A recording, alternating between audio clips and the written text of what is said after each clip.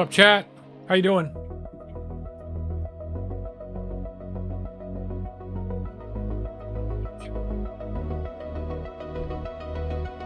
Welcome back.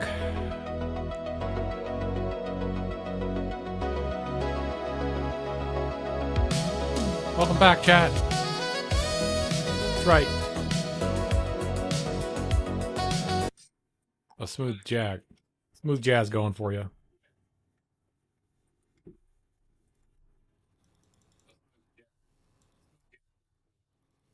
Thought you guys might like that. Little 80s vibes.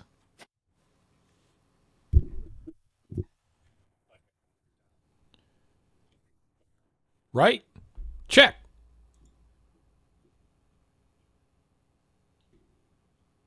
Let's just check. All right, we're good. Gotta open up the mixer, you know.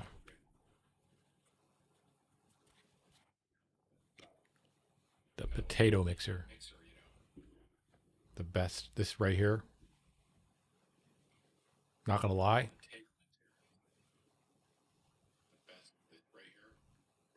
It's the good kind of potato. This app right here, I couldn't stream without it.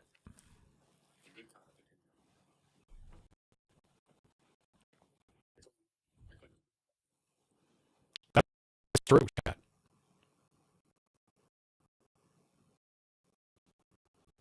That.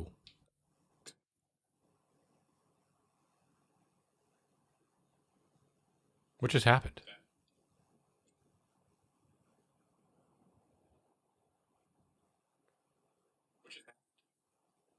That was weird.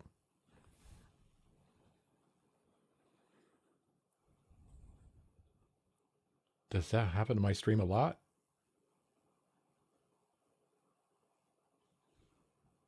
Let's hope not.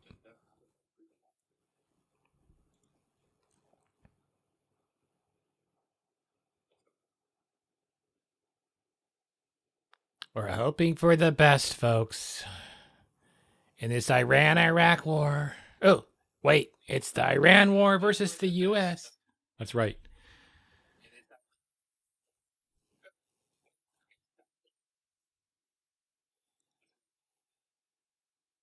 Here we go. Here's the news. Let's go, guys. Iran war is, quote, very complete pretty much. Just before the markets closed. But later in the day, Trump continued to send mixed messages. It's very complete, pretty much. That's right. She couldn't have said it better than me.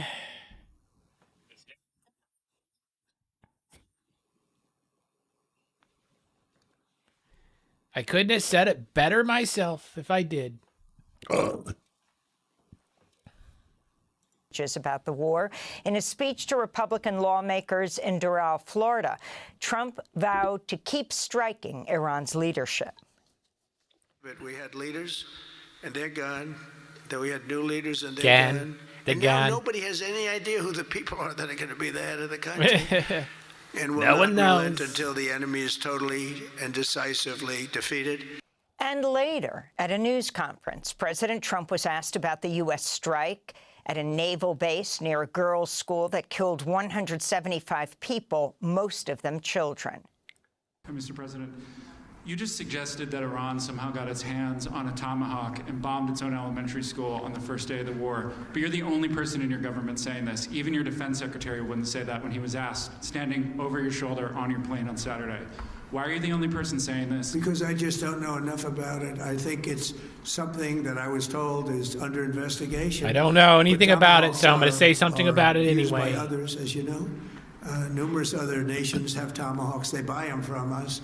But I will certainly, whatever the report shows, no, they don't. I'm willing to live with that report. No, they don't. On Saturday, President Trump said he told Kurdish forces not to enter the Iran war. That's despite reports the CIA had been working to arm Kurdish forces to instigate an uprising within Iran. Iranian Foreign Minister Abbas Araghchi has said Iran is prepared to continue missile attacks across the region for as long as necessary and ruled out talks with the U.S. to end the war. Meanwhile, residents of Tehran report toxic air, soot covering streets and cars and balconies filled with black gunk after Israeli strikes hit the city's oil depots Sunday. In interviews with The Guardian and NBC News, sources from inside Iran report they woke up with pain in their throats and burning eyes due to the environmental disaster. The World Health Organization's Director General, Tedros Adhanom Ghebreyesus, said, quote, damage to petroleum facilities in Iran risks contaminating food, water, and air, hazards that can have severe health impacts, especially on children, older people, and people with pre-existing medical conditions, unquote.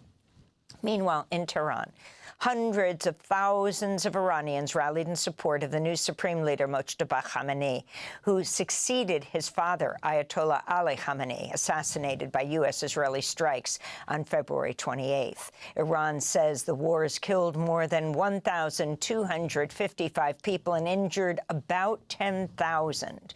CCTV TV footage captured a U.S.-Israeli strike near a boys' school Sunday. According to Iranian state media, a boy, Mayar Zangane, was killed in the strike. On Monday, mourners gathered in Tehran for the funerals for the victims of Israeli and U.S. strikes. If a ceasefire happens, the blood of our martyrs is wasted, and in my view, a ceasefire means disrespect to all these martyrs, and honestly, it must be continued until the end. In Australia, 5 Iranian women soccer players were granted humanitarian visas after they sought asylum.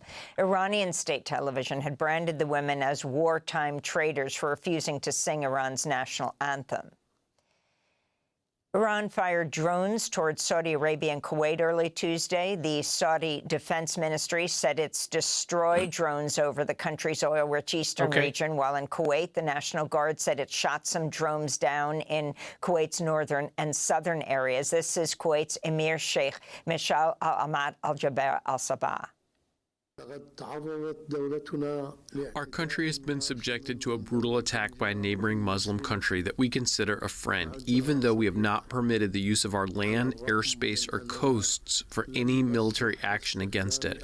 We've repeatedly informed them of this through our diplomatic channels.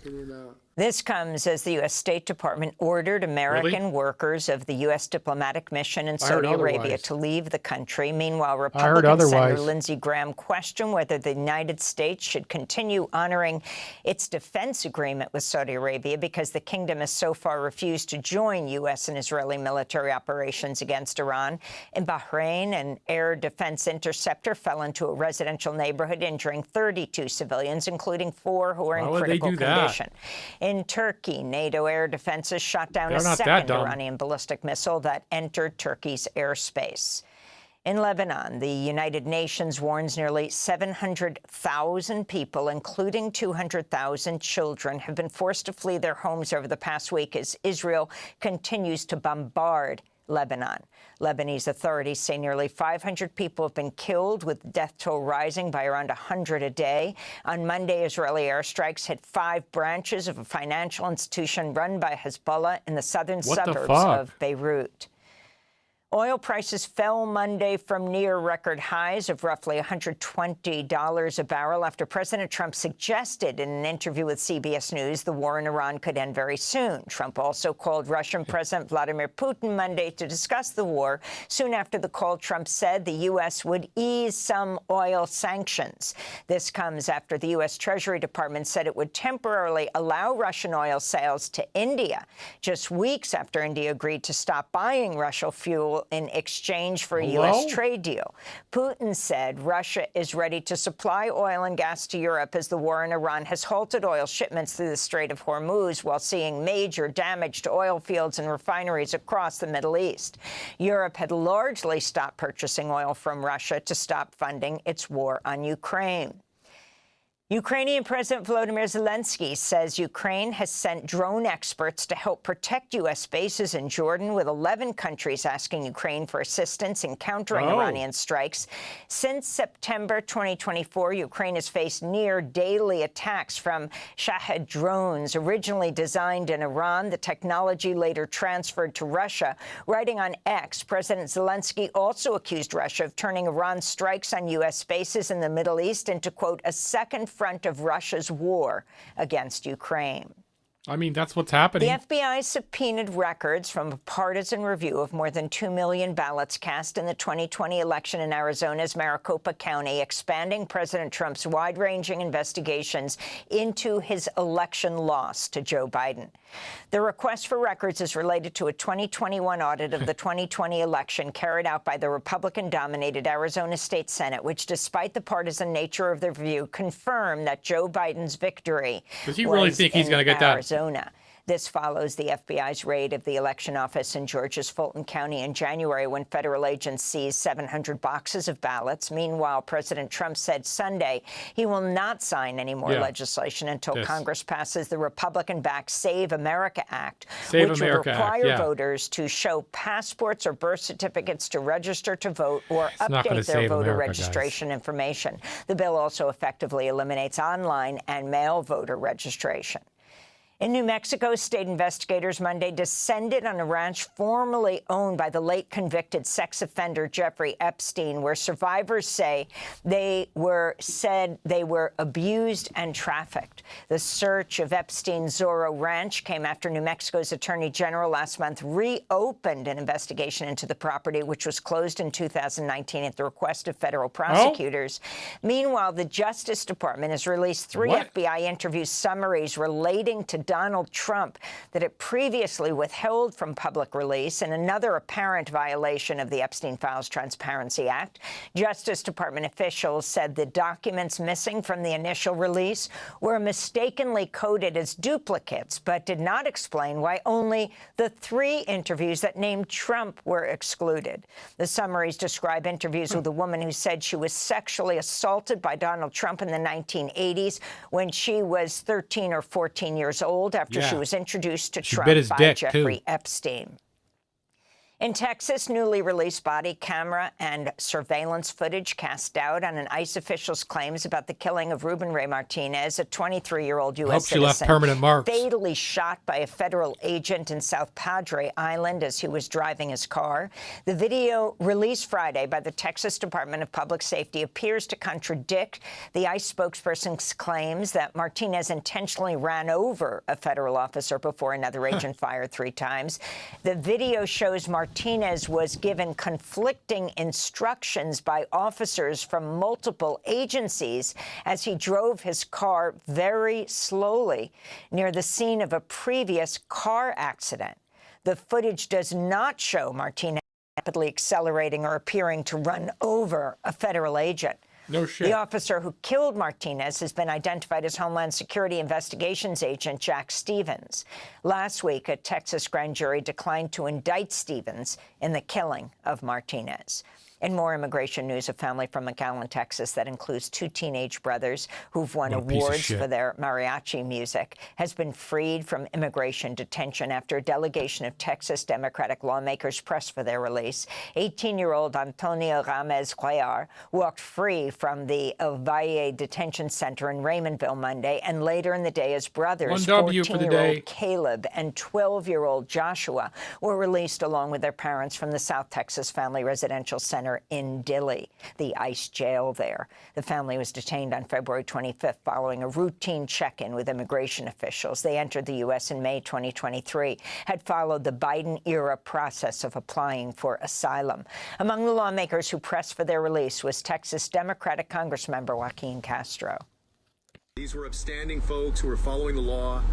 They were, again, at the invitation of their congresswoman, those young men performed their mariachi music at the U.S. Capitol, and now they've been sitting here in this trailer prison, and we're waiting for them to be released so that we can help them get home. Here in New York, federal prosecutors have charged two men Actually with terrorism after they allegedly threw two homemade bombs during a protest outside Mayor Zohran Mamdani's residence on Saturday. Neither device detonated. No one was injured. According to a criminal complaint, 18-year-old Emir Balat and 19-year-old Ibrahim Qayyumi made statements in which they said ISIS had motivated their actions and that they sought to cause more damage than the 2013 Boston Marathon bombing.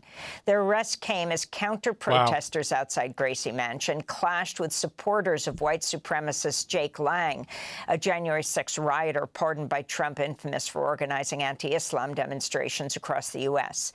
In a statement, Mayor Mamdani wrote, quote, "Such hate has no place in New York City. It's an affront to our city's values and the unity that defines who we are. What followed was even more disturbing. Violence at a protest is never acceptable," the mayor said.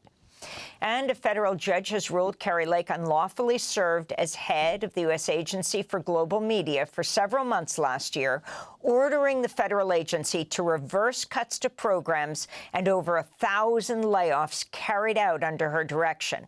Lake was appointed by President Trump without Senate confirmation in early 2025 to lead the independent federal agency, which oversees the Voice of America and helps fund Radio Free Asia, Radio Free Europe, and other state-sponsored U.S. news agencies. Under her watch, the agency fired all contractors, laid off most full-time staff, and replaced original reporting with the far-right TV network One America News Network. She also attempted to fire Voice of America director Michael Abramowitz, though a federal judge last August ordered his reinstatement. And those are some of the headlines. This is Democracy Now!, democracynow.org, The War and Peace Report. I'm Amy Goodman in New York, joined by Democracy Now!'s Juan Gonzalez in Chicago. Hi, Juan. Hi, Amy, and welcome to all of our listeners and viewers across the country and around the world. Thanks for watching Democracy Now! On YouTube. Subscribe to the channel and turn on notifications to make sure you never miss a video. And for more of our audience-supported journalism, go to democracynow.org, where you can download our news app, sign up for our newsletter, subscribe to the daily podcast. Joining us now, MS Now's Alex Tabbitt in Lantana, Florida. Patrick DeHaan is the head of petroleum analysis at GasBuddy, and Catherine Rampell, economics editor for The Bulwark and co-host of the evening edition of MS Now's The Weekend. It's good to have all of you here. So, Patrick, it's the question everybody wants to know, and I know it's not very straightforward, but I'll ask it anyway. How much higher could gas prices go? Well, Chris, the situation has a little bit of clarity with oil prices declining, but ships still not moving through the Strait of Hormuz. And that's what matters most to all of this, at least from the perspective of oil markets. As long as that is not open to ships as it was prior to the attacks, we're still talking about 20 million barrels of oil every day that's not reaching the market. And that is still far more impactful. Oil markets may be breathing a sigh of relief now, declining on the potential that the war could end soon. But the real part of this is whether or not the Strait of Hormuz will fully reopen, or will there be continued attacks or threats of attack on ships transiting through. Well, Catherine, the president has said he would make it safe to ship oil through the strait. He makes it sound like he can fix this even while the war continues. So is getting out of this trajectory of rising prices in his hands? Yeah, right. He can't do shit. No. Every time gas prices rise, economists, economic commentators out there will say something to the effect of, look, presidents don't control gas prices, stop blaming them. It turns out presidents can't really make gas prices lower, but they can absolutely make them higher, as we have learned the hard way. The tools that the president has to try to bring gas prices down after what looks like the largest oil supply disruption in history are relatively limited. Yes, the president has said that he can use naval escorts to get ships through. There just don't seem to be enough available naval ships to escort every single tanker or other commercial vessel, for that matter, that would normally be transiting through the strait. We also have problems with insurance. The government, under this administration, has said that it will provide some sort of reinsurance. It's not clear how sustainable or expensive that would ultimately be. And of course, you need to have ships that are willing, crews and captains that are willing to risk life and limb, as well as obviously the cost of their cargo and their vessels in order to go through. So he doesn't have a lot of options here. We have the Strategic Petroleum Reserve, which so far they have not tapped, but ultimately may. There has been reporting in places like Reuters about other potential tools that this administration might decide to use. Some things would be very extreme, things like curbing oil exports. I don't know that we're going to go there, but they just don't have that many tools available. Presidents in previous election years have learned this the hard way. And for some reason, this administration did not apparently anticipate that this was a very foreseeable consequence of this war and this major disruption in oil.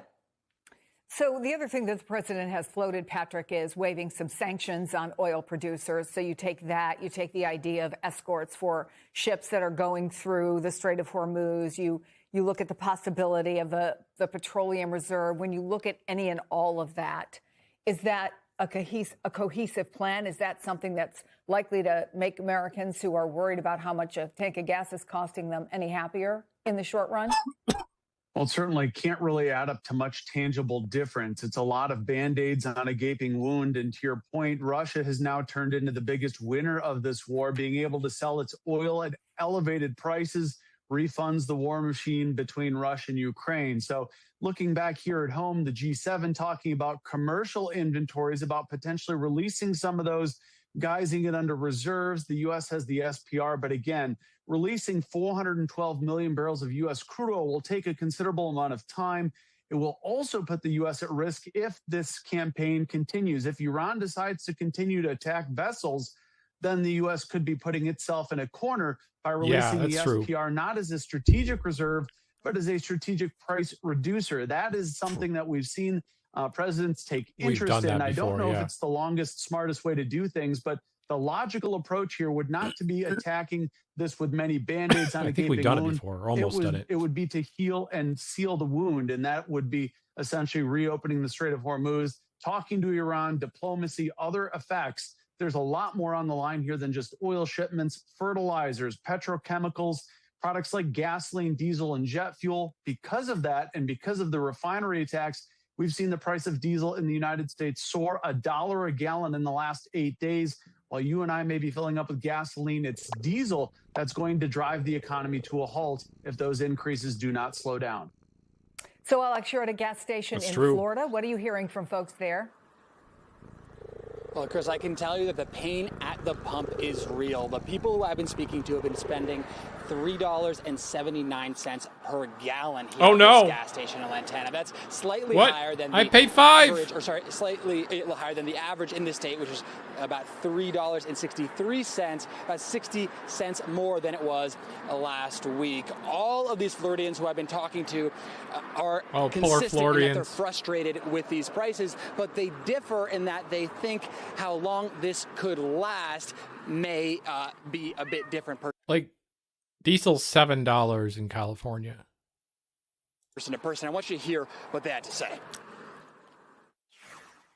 It was cheap for a minute, and now they say, hell yeah! I can to put something in the fuel tank. I can't put nothing in. I need to put something in the tank on my head. It sucks, but I think that it's going to be short run. There is a ripple effect, and I do think inflation will go up based on. That was a Florida man. I'm sorry. That guy was a Florida man.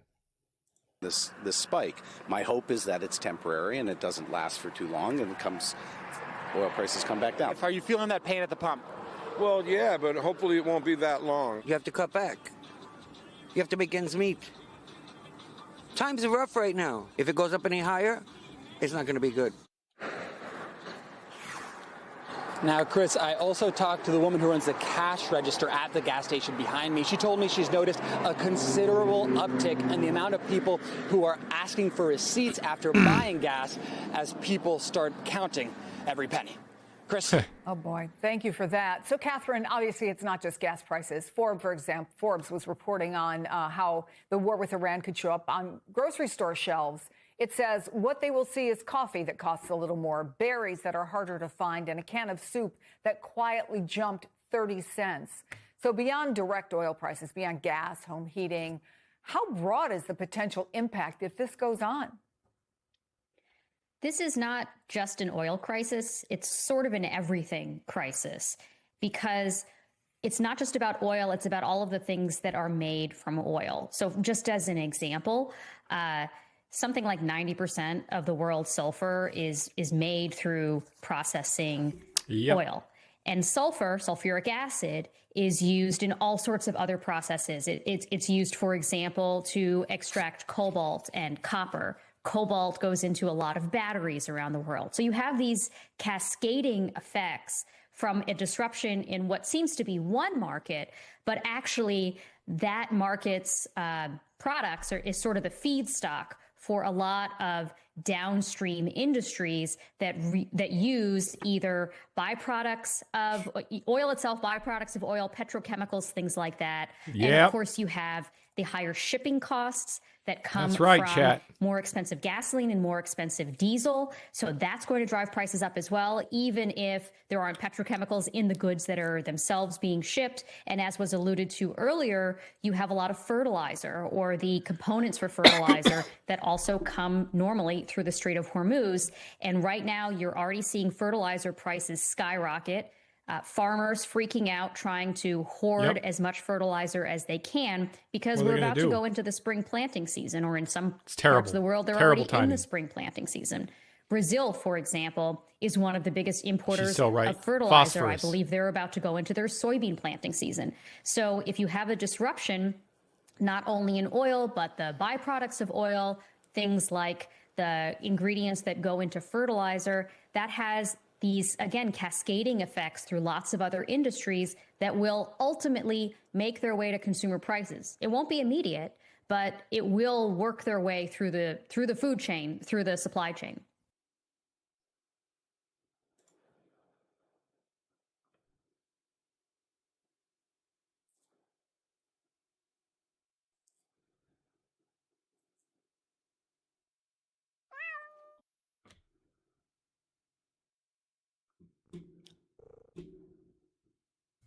All right, now let's turn to Jeffrey Goldberg.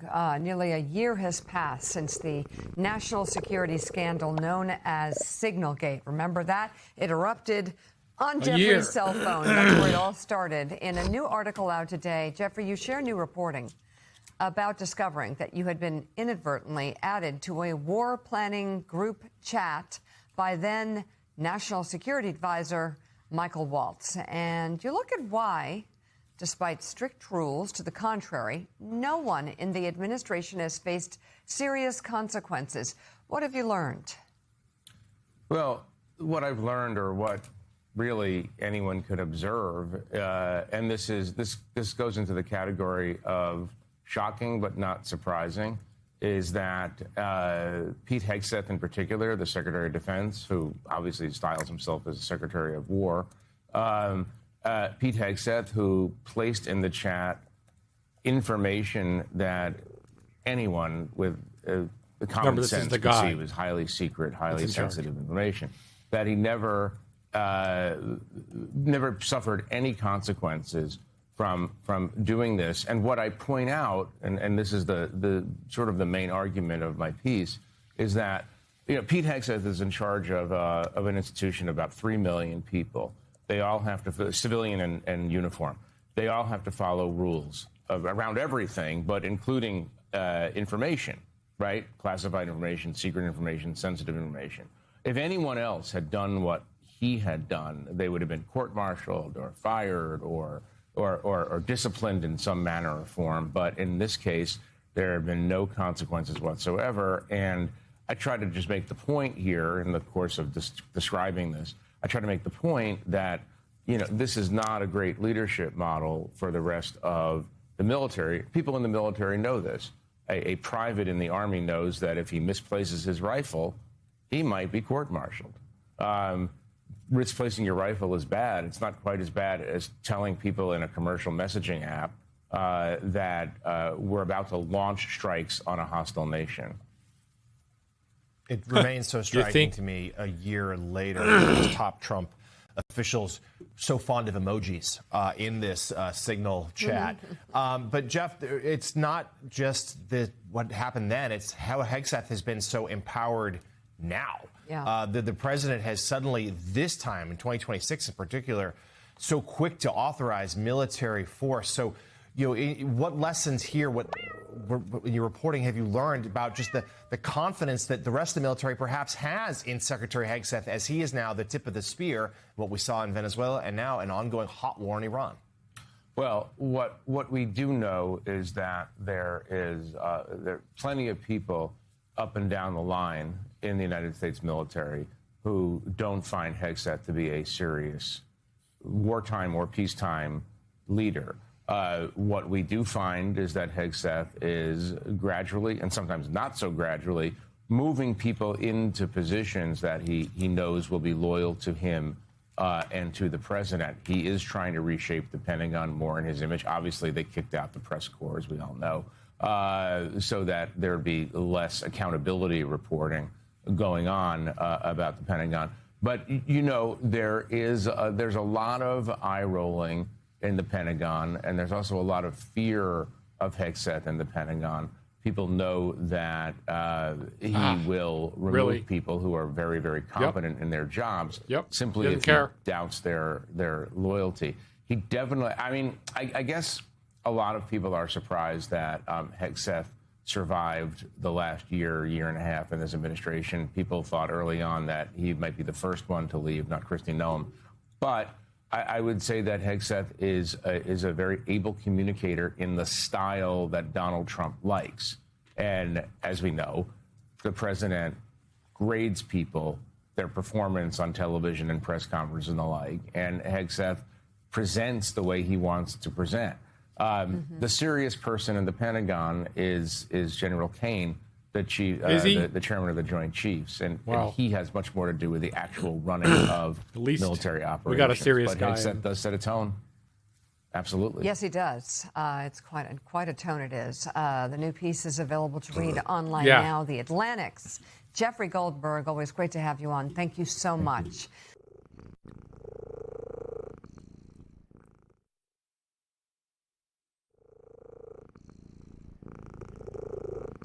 Stretching a lot today, Kitty. What's wrong with you?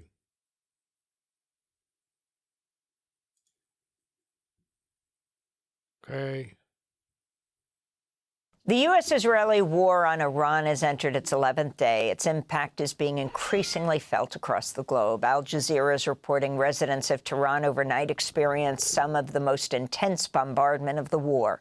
At least 40 people were reportedly killed near the city's Risalat Square in Lebanon. The death toll from Israel's attacks are nearing 500. About 700,000 residents have been displaced. Earlier today, Iran reportedly fired drones towards Saudi Arabia, Kuwait, and United Arab Emirates, where a large fire broke out in an industrial area home to petrochemical plants. A suspected Iranian missile also hit a residential building in the capital of Bahrain, killing one person and injuring 8 others. On Monday, the Pentagon posted online a photo of a missile with the words "No Mercy" superimposed on it. An accompanying message read, "We have only just begun to fight." But soon after, Trump told CBS News, quote, "I think the war is very complete, pretty much," he said. Trump's CBS interview led oil prices to drop and for global stocks to quickly rise. But after the Wall Street markets closed, Trump told Republicans in Florida the U.S. hasn't, quote, won enough. At a news conference on Monday night, ABC News reporter Selena Wang questioned Trump about the conflicting messages. Mr. President, you've said the war is, quote, very complete, but your defense secretary says this is just the beginning. So which is it, and how long should Americans be prepared? Well, I think you could say it both. It's the beginning of building a new country, but they have no Navy, they have no Air Force, they have no anti-aircraft equipment. It's all been blown up. They have no radar, they have no telecommunications. We haven't won enough. Leadership. It's all gone. So, you could look at that statement. We could call it a tremendous success right now as we leave here. I could call it, or we could go further, and we're going to go further. But Or we could, big and we're risk gonna. on that war has been over for 3 days. We wiped them out in the first 2 days. On Monday, President Trump said he had a good call with Russian President Vladimir Putin, who reportedly proposed a, quote, quick political and diplomatic end to the Iranian conflict, unquote. No shit. We begin today's show with retired Army Colonel Lawrence Wilkerson, who served as Chief of Staff to Secretary of State Colin Powell during the run-up and early years of the U.S. war on Iraq. Yes. He's taught national security affairs at both George Washington University and the College of William and Mary. Colonel Wilkerson, welcome back to Democracy Now! Can you respond to what has taken place over this last 11 days, starting with the diplomatic talks in Geneva between Iran and the United States? And as those talks were just wrapping up, U.S. and Israel attacked Iran and killed the supreme leader there. Your response? Yes, and Amy, for the second time, we violated international law in that respect and just common human decency. And your comments at the opening of the show were spot on, but not nearly broad and deep enough. I come from an administration of George W. Bush and Richard Bruce Cheney that committed war crimes that Colin Powell and his lawyer Will Taft and I agonized over in trying to present some message to the American people about them. Right. This administration has committed more war crimes in the last few days than I think any country since Adolf Hitler committed. And that is an incredible condemnation of this entire process. We have bombed civilians relentlessly. We have bombed a school. We have bombed a hospital. We have struck facilities in the nature of Iran's oil capacity that Falls is now Church, putting though. Holy black shit. poison all over 10+ million people. And we are essentially not bombing ballistic missile sites and bombing war materiel. We're bombing people. We took a lesson from the IDF, if you will. We are bombing people, as incidentally they are still doing in Gaza and doing now in Lebanon to a fare thee well. These are all war crimes. And one wishes with fond hope that someday we might be called before the bar of justice and have to account for these war crimes. And what you just talked about is a crime also in the eyes of international relations and people who want to keep decent international relations ongoing in the world. We're destroying that. And on top of all of that, and this is the real serious problem here for America, Trump and Hegseth and Rubio and the other entourage of their national security complex have completely misjudged the nature of this war. Correct. As has to a certain extent Bibi Netanyahu. This is a country as big as Western Europe with 93 million people, probably 90 million of whom will fight us to the bitter death. Literally. Who live in terrain that almost killed Alexander the Great. It is entirely inhospitable to military operations, and Trump is actually talking about putting ground forces there. And the only way he will be able to claim any nature of this guy knows what victory he's is talking to about, do you that. guys. Only that will be the end of the empire's presence in the Levant and the Middle East in general, because we will not be able to sustain that economically, physically. We do not have the soldiers or Marines to do that. But that's what he's talking about. This is pure nonsense. There was a column in Haaretz yesterday, and the title of the column essentially was Trump will chicken out in this war too. I'm sorry, he's not going to chicken out necessarily. That might be the tone intent he puts to it. He's going to be defeated, as are we. Colonel, I wanted to ask right. you, we played that clip with I Trump agree. talking about You all can't the win this. damage that Iran has sustained, but there's been very little acknowledgement by the U.S. military or the White House to the enormous damage that has occurred to the U.S. military footprint in the Middle East for decades. All of these bases and a radar, multi-billion-dollar radar, were established throughout the region. And what's your understanding of the nature of the damage that has occurred to all of these bases, not just among the Gulf states, but also even in Iraq and other places of the Middle East?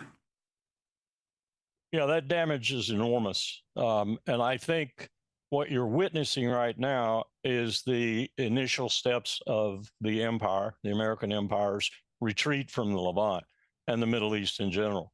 Yeah. I don't think we're going to be able to sustain our presence there after Nope. what's going to happen here, particularly if we stay at this for a long time. Yeah, the longer and we really stay, do the take less. significant I agree. casualties. I agree. We're already taking more casualties than people know about because the media is not being apprised of. He's correct. Yes, we had the ceremony at Dover, but 6 people, 8 there people. are people getting ready at Landstuhl, our throughput hospital in Germany right now, to accept multiple casualties coming in. They've stopped their civilian service and so forth at that hospital. And other things are being geared up too. So like I said, Walter this guy knows Reed. what he's talking about. I don't think they have even a modicum of appreciation of what kind of casualties are going to result, though, especially if we put ground forces into Iran. And that is the only way, unless he just lies completely about it, that Trump is going to be able to assert any kind of real force with regard to this population. And to your point, in Bahrain, they have taken out billions of dollars worth of U.S. radar and equipment, including the vertical missile loading cranes. So now ships have to go all the way to Diego Garcia to load these weapons. They have essentially obliterated our capacity to carry out combat actions from a number of places in Saudi Arabia and Qatar and the United Arab Emirates. Al Udeid is actually under threat now too. And this is all part of the warp and woof of our ability to carry out combat operations in the region. Yes. I'm not even sure our biggest facility for passing on troops, throughput facility that we used in both Iraq wars, is in Kuwait. I'm not even sure that that's up now and able to do anything. So how would you even get Marines or soldiers, God forbid, into Iran? That's a huge problem. They will sink the ships that are coming to deposit those troops wherever they're coming. We have not really damaged their ballistic missile capability. And the media blackout on Israel is keeping the American people from seeing the enormous degree of destruction to Israel. The latest component of which was a riposte to Israel's having struck their oil facilities on Haifa, their oil facility port. And Haifa is being taken down much the way Eilat was taken down by the Houthis, fucking the Zionists, pig Al-Ansar in dogs. the Red Sea, when we failed to be able to reopen the Red Sea. And that's the next step. The Bab el-Mandeb will be closed once the Houthis have gotten into action full time again. And 60% of the world's commerce passes through the Red Sea. It's not oil and gas exclusively. It's all manner of things, foodstuffs, commodities, and such. So this is a war with long legs. Trump has completely misinterpreted it. The only one who's interpreted it correctly is Bibi Netanyahu, and I think he's ready to use a nuclear weapon should it become as bad as it looks like it might right now, because Iran has not even begun to shoot its most sophisticated missiles. And now the second and third class of those missiles is getting through almost without opposition. Imagine what these Mach 3, Mach 4 missiles with huge warheads that have maybe 100 different other warheads they display all across an area are going to do to Israel once they're fired. And they're still there. Why do they want that smoke? And Colonel, I wanted to ask you, you mentioned the media coverage of what is going on in Israel. It has been amazing to me that all of the major U.S. media are based in Israel, in Tel Aviv. Yet we are seeing the least amount of coverage of what is going on within Israel. I want to quote from a piece, an online piece that CNN reporter Oren Lieberman posted earlier this week. And he wrote, and I'm quoting, "Every reporter in Israel and every member of the public is subject to a military censor. On national security grounds, the regulation authorizes the censor to prohibit reporting or broadcasting any material that would reveal sensitive information or pose a threat to the country's security interest." And he goes on to say this is particularly sensitive during wartime when where the military censor has made clear that broadcasting any images that reveal the location of interceptor missiles or military sites hit by enemy projectiles is forbidden, especially in live broadcasts. Now, they say this on their website, but they never mention this on air. And none of the networks are mentioning on air that they are strictly prohibited from showing any actual That's real crazy. damage. I'm wondering your sense of what the responsibility of the U.S. media, especially since they're always showing us the results of the plumes rising in Abu Dhabi or in Saudi Arabia or even in Iran, but not the direct hits that are occurring within Israel. I'll tell you what I told the senior editor to the Washington Post recently. I think it's abominable, the lies that the American mainstream media, both video and print, is telling the American people. And they're putting us in jeopardy in a real substantive sense because the American people have no way of judging just how foolhardy, how stupid, how unwise, how violative of international dictum and rule this war is. And when it gets to the point, I think this is the end of the Trump presidency, actually. Because when it gets to the point I wish he was right. where the pressure is so oh my God, I hope so. and I some hope of he's this right has on to this come one. out, and casualties This is the first time I don't agree with him, but I hope he's right. Are manifest, then the American people are going to ask really important questions. Why did you lie to us? Why did you tell us what you were telling us? Why did you start this war of choice? Iran was no threat to the United States of America whatsoever. Did you go to war for Israel? We have heard you went to war for Israel. These are questions that are finally going to get out there in the hustings and going to have to be answered by someone, probably your local congressman, the supine body that has done nothing to check this president, particularly in the war power. And we haven't even talked about that. This is a complete violation of the Constitution of the United States. Just as Kofi Annan said about the 2003 Iraq war, it's an illegal war. And he went on to say it was a violation of our own Constitution. And he was absolutely right. But this pales, or that pales, in comparison with what Trump is doing right now and what he is going to probably have to do in order to seem to correct his errors. And I'm truly worried that this destruction of Israel is going to reach a point. I listened to Netanyahu recently speaking in Hebrew to his clan, to his group. Yeah, nice. Ben-Gvir, Smotrich, and others I like this guy. that. And at the end of his remarks in Hebrew, which was translated for me very reliably, I think, he essentially said that if it went south, if it went bad, he was prepared to show the Iranians something they had never seen before.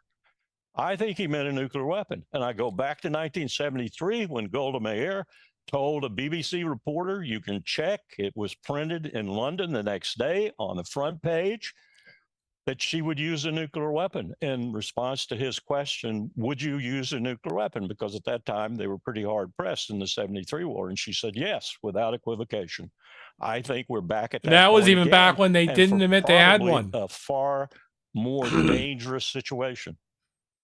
I know you have to go, Colonel Wilkerson, but I just want to point out you were the former chief of staff of Secretary of State Colin Powell, who dragged his feet on supporting the U.S. invasion of Iraq in 2003, but ultimately gave that speech that he would call a stain on his career at the UN. It was critical for Bush, President Bush, that it was Colin Powell. Hell yeah, it was a stain on his career. Seen as the it ruined his career. Warrior. And he gave that speech saying there was evidence of Saddam Hussein having weapons of mass destruction. Can you make a parallel to what we're seeing today? I can, but I think this is far greater a travesty and a tragedy. That was bad enough, and torture was the thing that broke my back, and ultimately it sort of broke Colin Powell's back too, because we realized that we had signed up not only to a war that was not necessary, we had signed up to a president of the United States for the first time in the nation's history, making public policy torture. Other human beings being tortured was made presidential public policy. Rather than just this CIA is far black worse, ops. I think, and it's been building for some time. It's been building all since Trump was elected and actually since his first administration.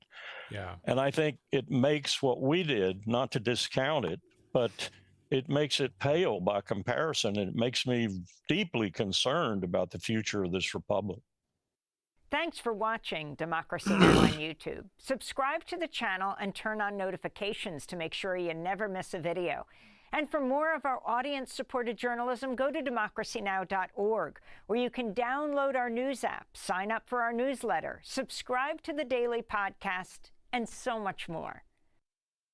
Laura, is the White House listening to these Americans? And how much pressure are they getting from countries outside of the U.S., our foreign allies, to outline objectives in this war as it roils global markets? Well, right now, the president and those in the White House are clearly standing by these actions, by the strikes, despite the fact that polling, as you note, Anna, as well as those comments that we're hearing from voters, they're not necessarily behind this war. They're not behind these actions. They already were feeling pain in a number of areas, not just at the gas pump. But when it comes to also our allies, they want answers as well. They want to know exactly what the objectives are. And broadly, the administration has outlined some objectives like destroying the Navy, wanting to ensure that the ballistic missile capability of Iran is wiped out.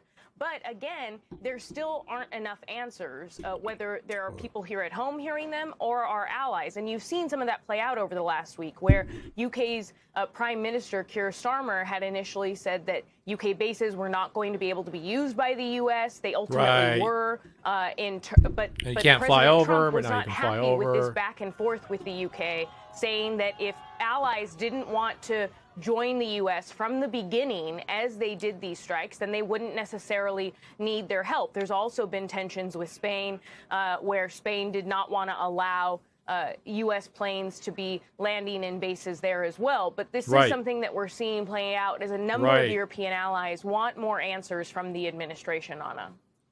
Josh, over the weekend, Israel targeted Iran's oil facilities for the first time in this war. Those oil facilities are critical infrastructure for the region. How are we seeing the ripple effects? What are the potential ramifications? Oh, the ramifications, Anna, are enormous for the region and, in fact, for the world as oil prices, as we've been talking about, continue to skyrocket. In fact, none other than Lindsey Graham, the a staunch supporter of Israel and of President Trump, tweeted at the Israeli government, basically pleading with them to show some restraint, be cautious, he said, about what targets you select. He, of course, framed it in the terms of trying to preserve Iranian infrastructure for when the people might be able to take over their government. But of course, there's a pragmatic reason here as well, because just in the last 24 hours, it's clearly become deeply escalatory in this region. Iran now targeting oil facilities in Bahrain, here in the UAE, and in Saudi Arabia, and all of this with this oil price crisis continuing to mount. So the escalation really cannot be overstated. Anna. Bobby, of course, the U.S. hasn't presented any kind of timeline for this war, nor has Israel. How much do you think the oil situation is increasing pressure on President Trump and Prime Minister Netanyahu to do so? Well, as the president has said, this is a temporary thing. He's argued that this gas prices have not gone up in California, at least not in my county. I'm too close to the refinery. This is a price worth paying. We'll see as the week sort of plays out, as these prices continue to rise, and they're almost certain to continue to rise, whether American taxpayers support this idea that this is a price worth paying. We saw a few clips at the top of the segment suggesting. Okay, so near me, diesel $6.86 a gallon. That they do not, and the president's approval ratings are not moving at all. I have not seen this happen in my lifetime, where America has gone to a war. And premium. Premium is $5, yeah. And there has been no rallying to the flag by the American people. Even wars that eventually proved to be highly unpopular at the start of those wars, the Iraq War, which I covered extensively. He's right, actually. At the start of the war, People the were support delusional for about it. the president, Bush Jr., then was enormous. There was a lot of support. Bush Jr. was able to get an international coalition, the coalition of the willing, who went in alongside the United States. There were Iraqi opposition groups that were supporting the effort. A coalition of the it was willing. long planned. That's what I called it. Well planned, but nobody planned for the day after. In this case, there does not seem to have been any planning for the day of the conflict, never mind the day after. And none of this sort of bodes well for how it's going to go. As I said, we've had reports from the White House suggesting the president is surprised by how the Iranians have held up and held out and continue to attack. He should not be surprised. This was. I know. This is not. He's a the only surprise one to anyone who's surprised. been paying any attention to the region. At least his advisors should have been very clear with him, suggesting if you go into this war, this is what's going to happen. dumb The Twitch Iranians are going to streamer. I knew close it the was Straits of dumb. Hormuz. Nearly 20% of the world's oil supply travel through those straits. The Iranians are going to attack oil installations, not just in the immediate neighborhood countries, but one country over. And that's going to raise the price of oil. And it's going to go to 3 figures and continue to rise until such time the fighting stops. The president really shouldn't be surprised. And we should not be experiencing this shock of oil prices. Would you expect Iran eventually to blink first? Well, the new leader the Iranians have chosen, Mojtaba Khamenei, his father and wife were just killed 3 or 4, 5 days ago. That does not suggest that he's going to give up anytime soon. He's got a personal grudge in addition to the sort of institutional and ideological grudge. He's a hardliner. He's the hardest of hardliners. This is not the sort of person who you would expect to stand down. And there's nothing so far to suggest that the Iranian regime They're not going to stand down. Suing for peace. There's not. There have been some apologies that Why have been would made they to some of the what neighboring reason countries. do they have to stand Those down? apologies don't really hold up because they've They've continued been to attack bullied those for neighboring years. countries. So the regime is certainly weakened when you take out the top leader, and not just one leader, but 40 of the top leadership in one blow. That's going to weaken the regime. It has been weakened. But there's nothing to suggest that weakening is the same thing as defeating. Correct. This is This is not a dictatorship in the way that you make me we've seen in weaker, other I countries. grow This is not a back matter of removing one man from the stronger. top. There are institutions. There are redundancies built into these institutions. If one man is taken out, there's another. If that person's taken out, there's another, and another, and another. Once There's a my clear wounds are healed, I'll succession reach plan. that much I further. would not, again, based on what we've seen in Crush you, previous bitch. conflicts in the Middle East, I would not be betting my house against the idea that the Iranians are going to blink anytime soon. Of course, Laura, the president called Mojtaba Khamenei an unacceptable choice. Any sense of what the White House is prepared to do about it? That's right, Anna. He also called him a lightweight. But when it comes to what exactly He's the such a president and lightweight. the administration wants to do, again, they That speak guy, in he's a generalities. lightweight. They give kind of vague statements. The president saying that ultimately he wants to be a part of this decision. He wanted to be a part of who would become the next supreme leader, saying that the person would have to have his approval. And he also said that if they don't have his approval, then, he doesn't necessarily want to have to go back into Iran or continue the military action. But that's kind of the general answers we've gotten from the president, which is if it is someone he doesn't like, then he may be willing to have this military action continue to be ongoing and to potentially take out any subsequent leader. Again, the president compares this a lot to Venezuela, saying that it doesn't necessarily have to be a regime change, but that he wants someone in there who he approves of and who he likes, Anna. Josh, I know there's been a steady barrage of missiles and drones targeting the same area you're in. And just this morning, we learned NATO defenses intercepted a second ballistic missile that was headed toward Turkey. How much is the scale and just creep of this war really intensifying? Yeah, Anna, that really raises the stakes, right? A NATO member, of course, that brings in the prospect of European nations being pulled into this thing, NATO fucking being snowing pulled into there? this thing, but really across the Gulf nations, which had been trying to stay on the sidelines, are incandescent with rage about what has been happening. Jesus, over I the hardly last see week. any women in It's just been headscarves. a relentless is barrage happening? of lethality in the air over their nations from Iran.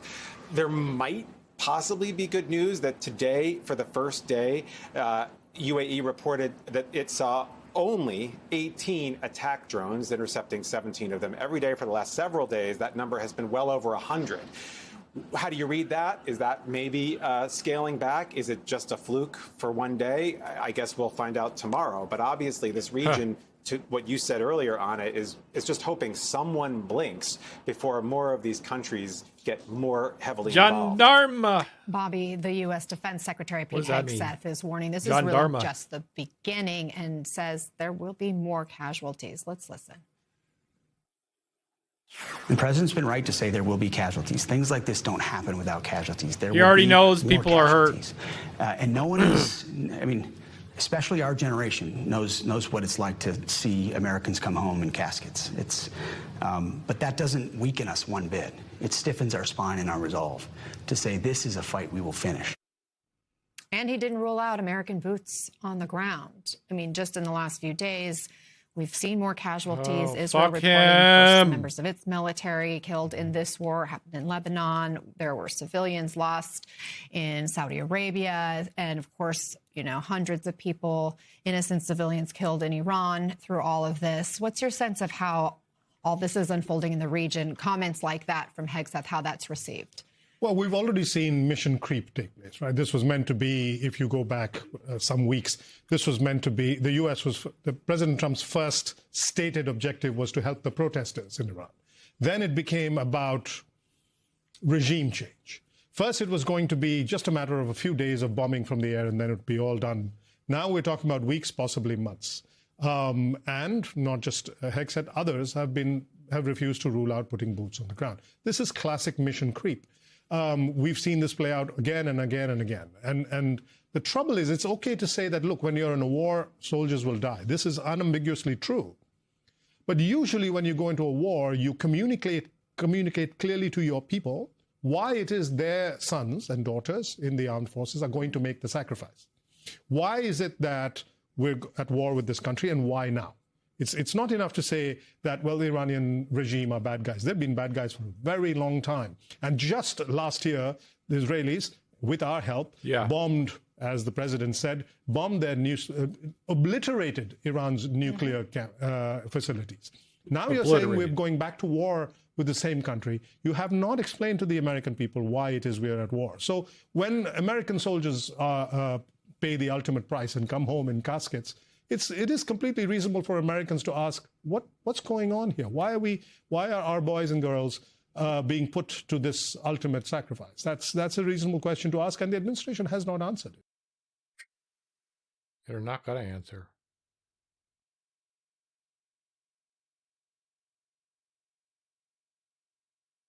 They aren't going to answer, chat.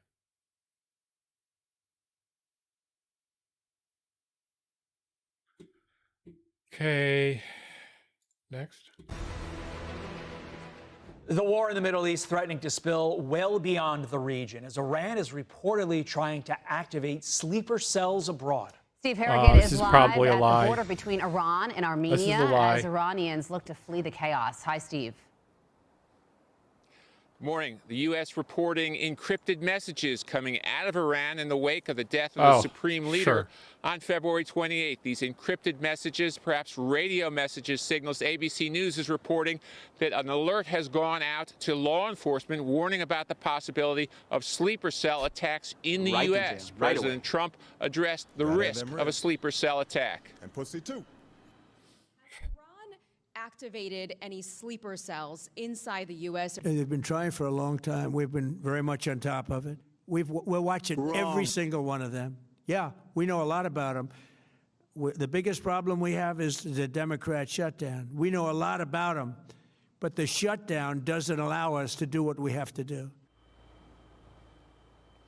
Here along the border, shutdown I caused. Armenia and Iran, just a trickle of Iranians coming out, many describing scenes of total destruction and terror that they left behind. Of course, we've seen explosions very often, from 3 a.m. till 7 or 8 a.m., then nothing until midday. In the afternoon, the very heavy bombings resumed. There are 50 to 60 bombings daily. It's very scary. It's unimaginable for the people with children. Hard to imagine being a family and hearing 50 to 60 bombings a day. Tehran is about 450 miles from where I'm standing here in Armenia. Guys, back to you. Steve, is Armenia receptive to receiving these Iranian people? I'm sorry, can you repeat that question, please? Is Armenia receptive to receiving these Iranian people? Definitely. Right now, it's just a trickle, but keep in mind, this could turn into a flood. It's one of the only open working borders. Armenia is one of those rare countries that has good relations with all the people around it, with Iran, with Russia, with the West. So it's an open border, and it could get very busy here down the line. Steve Harrigan live for us. Steve, thank you. With that, let's bring in national security and military analyst Dr. Rebecca Grant. Dr. Grant, seems like now would be a great time for the Democrats to no longer stop the prevention of funding for DHS. Wrong. But moving on from that, obviously, we struck Iran before they struck us. When it comes to these sleeper cells, how hard would it be to do the exact same thing?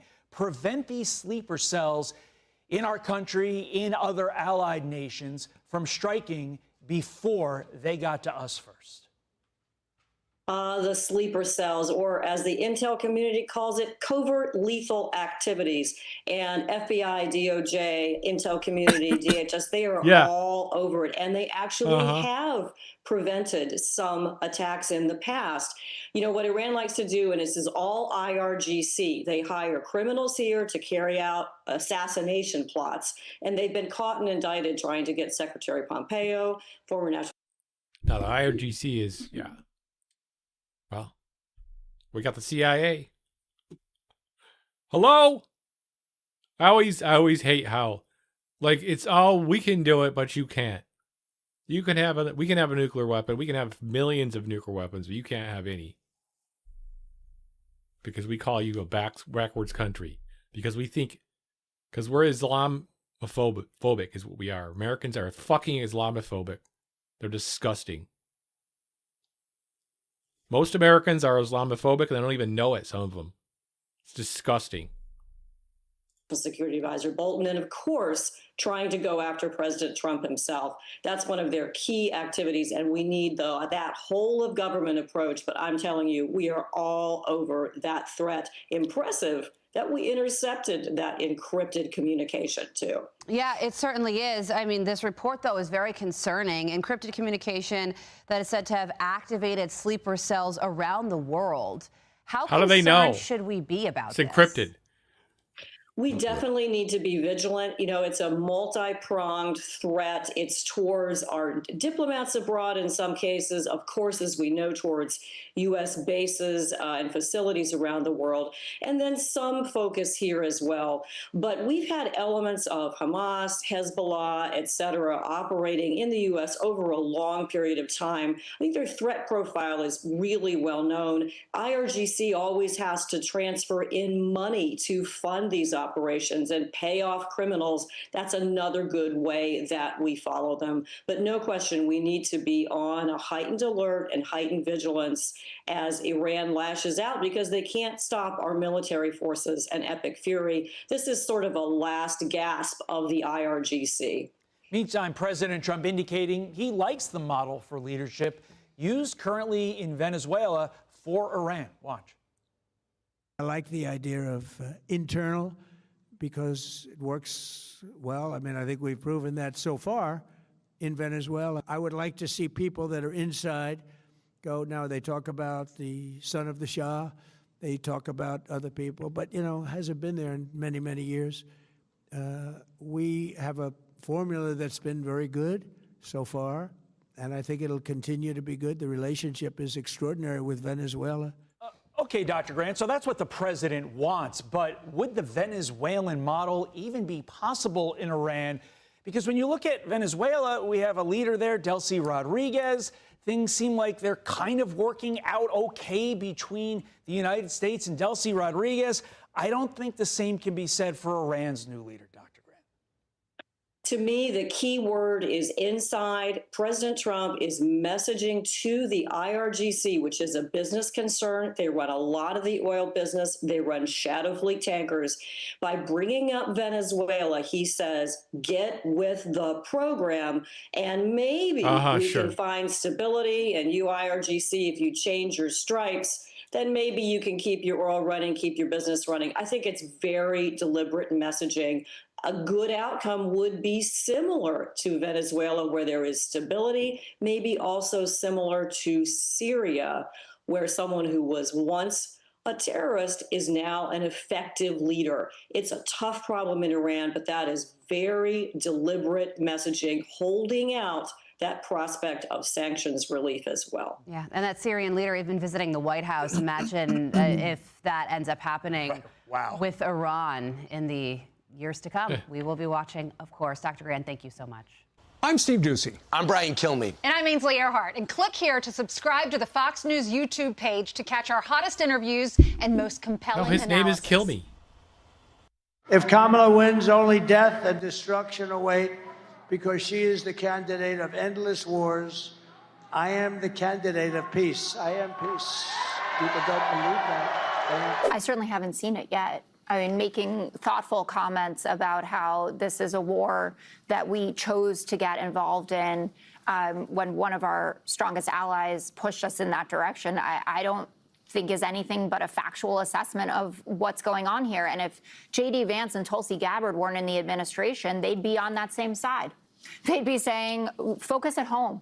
America first is about what's going on here. I mean, Tulsi Gabbard basically left the Democratic Party because of this, saying that Hillary Clinton was going to get us into these useless wars. We heard that in 2024 in the election, too, that Donald Trump is the peace president and Kamala Harris is the one who's going to take us down these routes. She even called it properly. She talked about, you know, what he was going to do to the economy and that he was going to take us into war with Iran. If you go back to 2012, Trump is even tweeting about how Obama's poll numbers are so bad he's going to launch a strike on Libya or Iran. And Stephen Miller also tweeting before the election that because Liz Cheney was Kamala's top advisor, which I don't think is true anyway, Liz wants to invade the whole Middle East. Kamala equals World War III. Trump equals peace. And I know he has the FIFA Peace Prize, and that is a big deal. But I think that that committee would not be too happy with what has happened in the last few days. Jesse, the fact that Democrats were not making any of these arguments at the beginning of the Ukraine conflict makes me think that maybe it's all political on their part. The American people also want to know what they're sending their men and women to war for. Is there a concern of this spiraling into a longer war? And then one for the chairman when you're done. Did you not hear my remarks? I mean, Fuck you, you piece of shit. But we were very clear-eyed, as the president has been, unlike other presidents, Keg's breath. About the foolish policies of the past that recklessly pulled us in to things that were not tethered to actual clear objectives. So we know. We have plans, we have generals, we have chairmen, we have commanders, CENTCOM commanders, Admiral Cooper. Can you explain to the American people why the United States would need to strike Iran to stop them from getting a nuclear weapon if the United States obliterated their enrichment program last summer?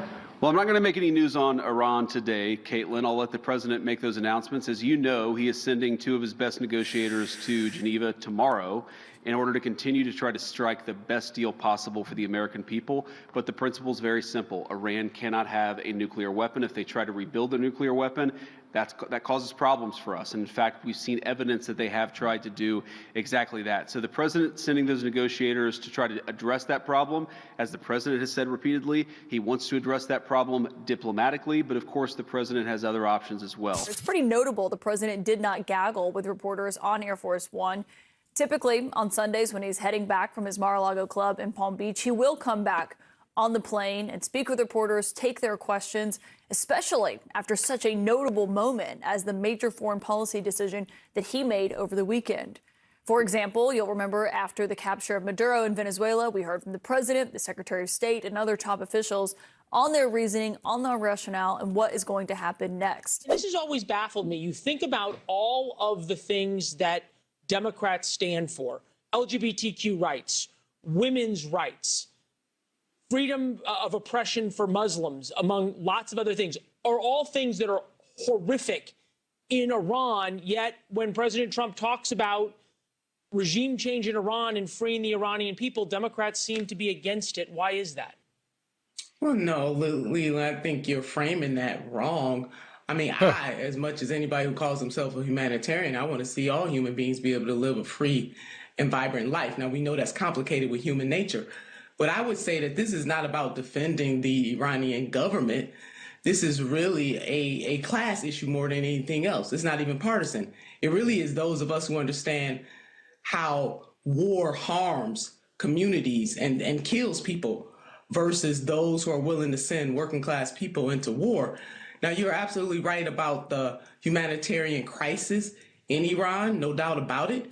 We should continue to have conversations with Iran about that, but we are not a moral authority on any of that. There are periods of time in this country where women did not have, the equal rights. We still haven't passed the Equal Rights Amendment. Poverty is high. We don't have universal Nina, come on. healthcare, Nina, et cetera, you cannot et cetera. possibly be trying to create a moral equivalency between what happens in Iran to people and how women are treated in Iran like farm animals to the fact that the U.S. doesn't have the ERA. Come on. Leland, do you think that the United States of America has a moral authority, or is it that we can have conversations with countries like Iran to say there's a better way to do things? I just don't think we can war our way to peace. It's absolutely true that all the Republicans who claim to be America first were nothing more than stooges for Donald Trump and complete partisans for the Republican Party. And while this is nothing new, it's just evident to see that all the Republican Party is a cult of personality under Donald Trump. When Barack Obama was president, Donald Trump made these videos talking about how I think Obama's going to start a war with Iran because his approval ratings. That's right. It's really sad, but I think that's what's going to happen. And now look at him, because, Mossad and Israel and, the Epstein war, they have all this footage of him with these little girls, apparently, as if we don't already know all of these things about him. So now we have potentially started World War III just because Donald Trump's trying to hide info that we all already know. And not only that, Pete Hegseth and all these other idiots who are at the helm of the administration clearly have absolutely no idea what they're doing. In response, Iran is taking out critical world infrastructure. And at the end of the day, all of this is going to be blamed on the United States and Israel, because it's the fault of the United States and Israel. Donald Trump, who ran on being a peace president, who even up until now talks about how he ended 8 wars, but really he's the first president in American history to bomb 8 countries in 1 year. Yep. Oh, and by the way, last night we did a land strike. We carried out land operations in Ecuador, and the excuses that we're going after the cartels, but really we're just trying to take over control of the Western Hemisphere. Donald Trump has threatened Cuba. Lindsey Graham says that Cuba's next. He's threatened Mexico. He's threatened Greenland. He's threatened Canada. He's threatened Nigeria. Pretty much any and everybody that he can think of, all the countries that he remembers the name of, he's threatened to bomb them. And so at this point, I think that we all should expect and take seriously I agree that with him. he's going to carry out these threats. Correct. With his back continuously being pushed against the wall, everything that he's been doing is illegal, and these crimes are just going to keep piling and piling and piling up. But all of these Republicans who claim to be America first have permanently discredited themselves by backing Donald Trump endlessly, no matter what he does.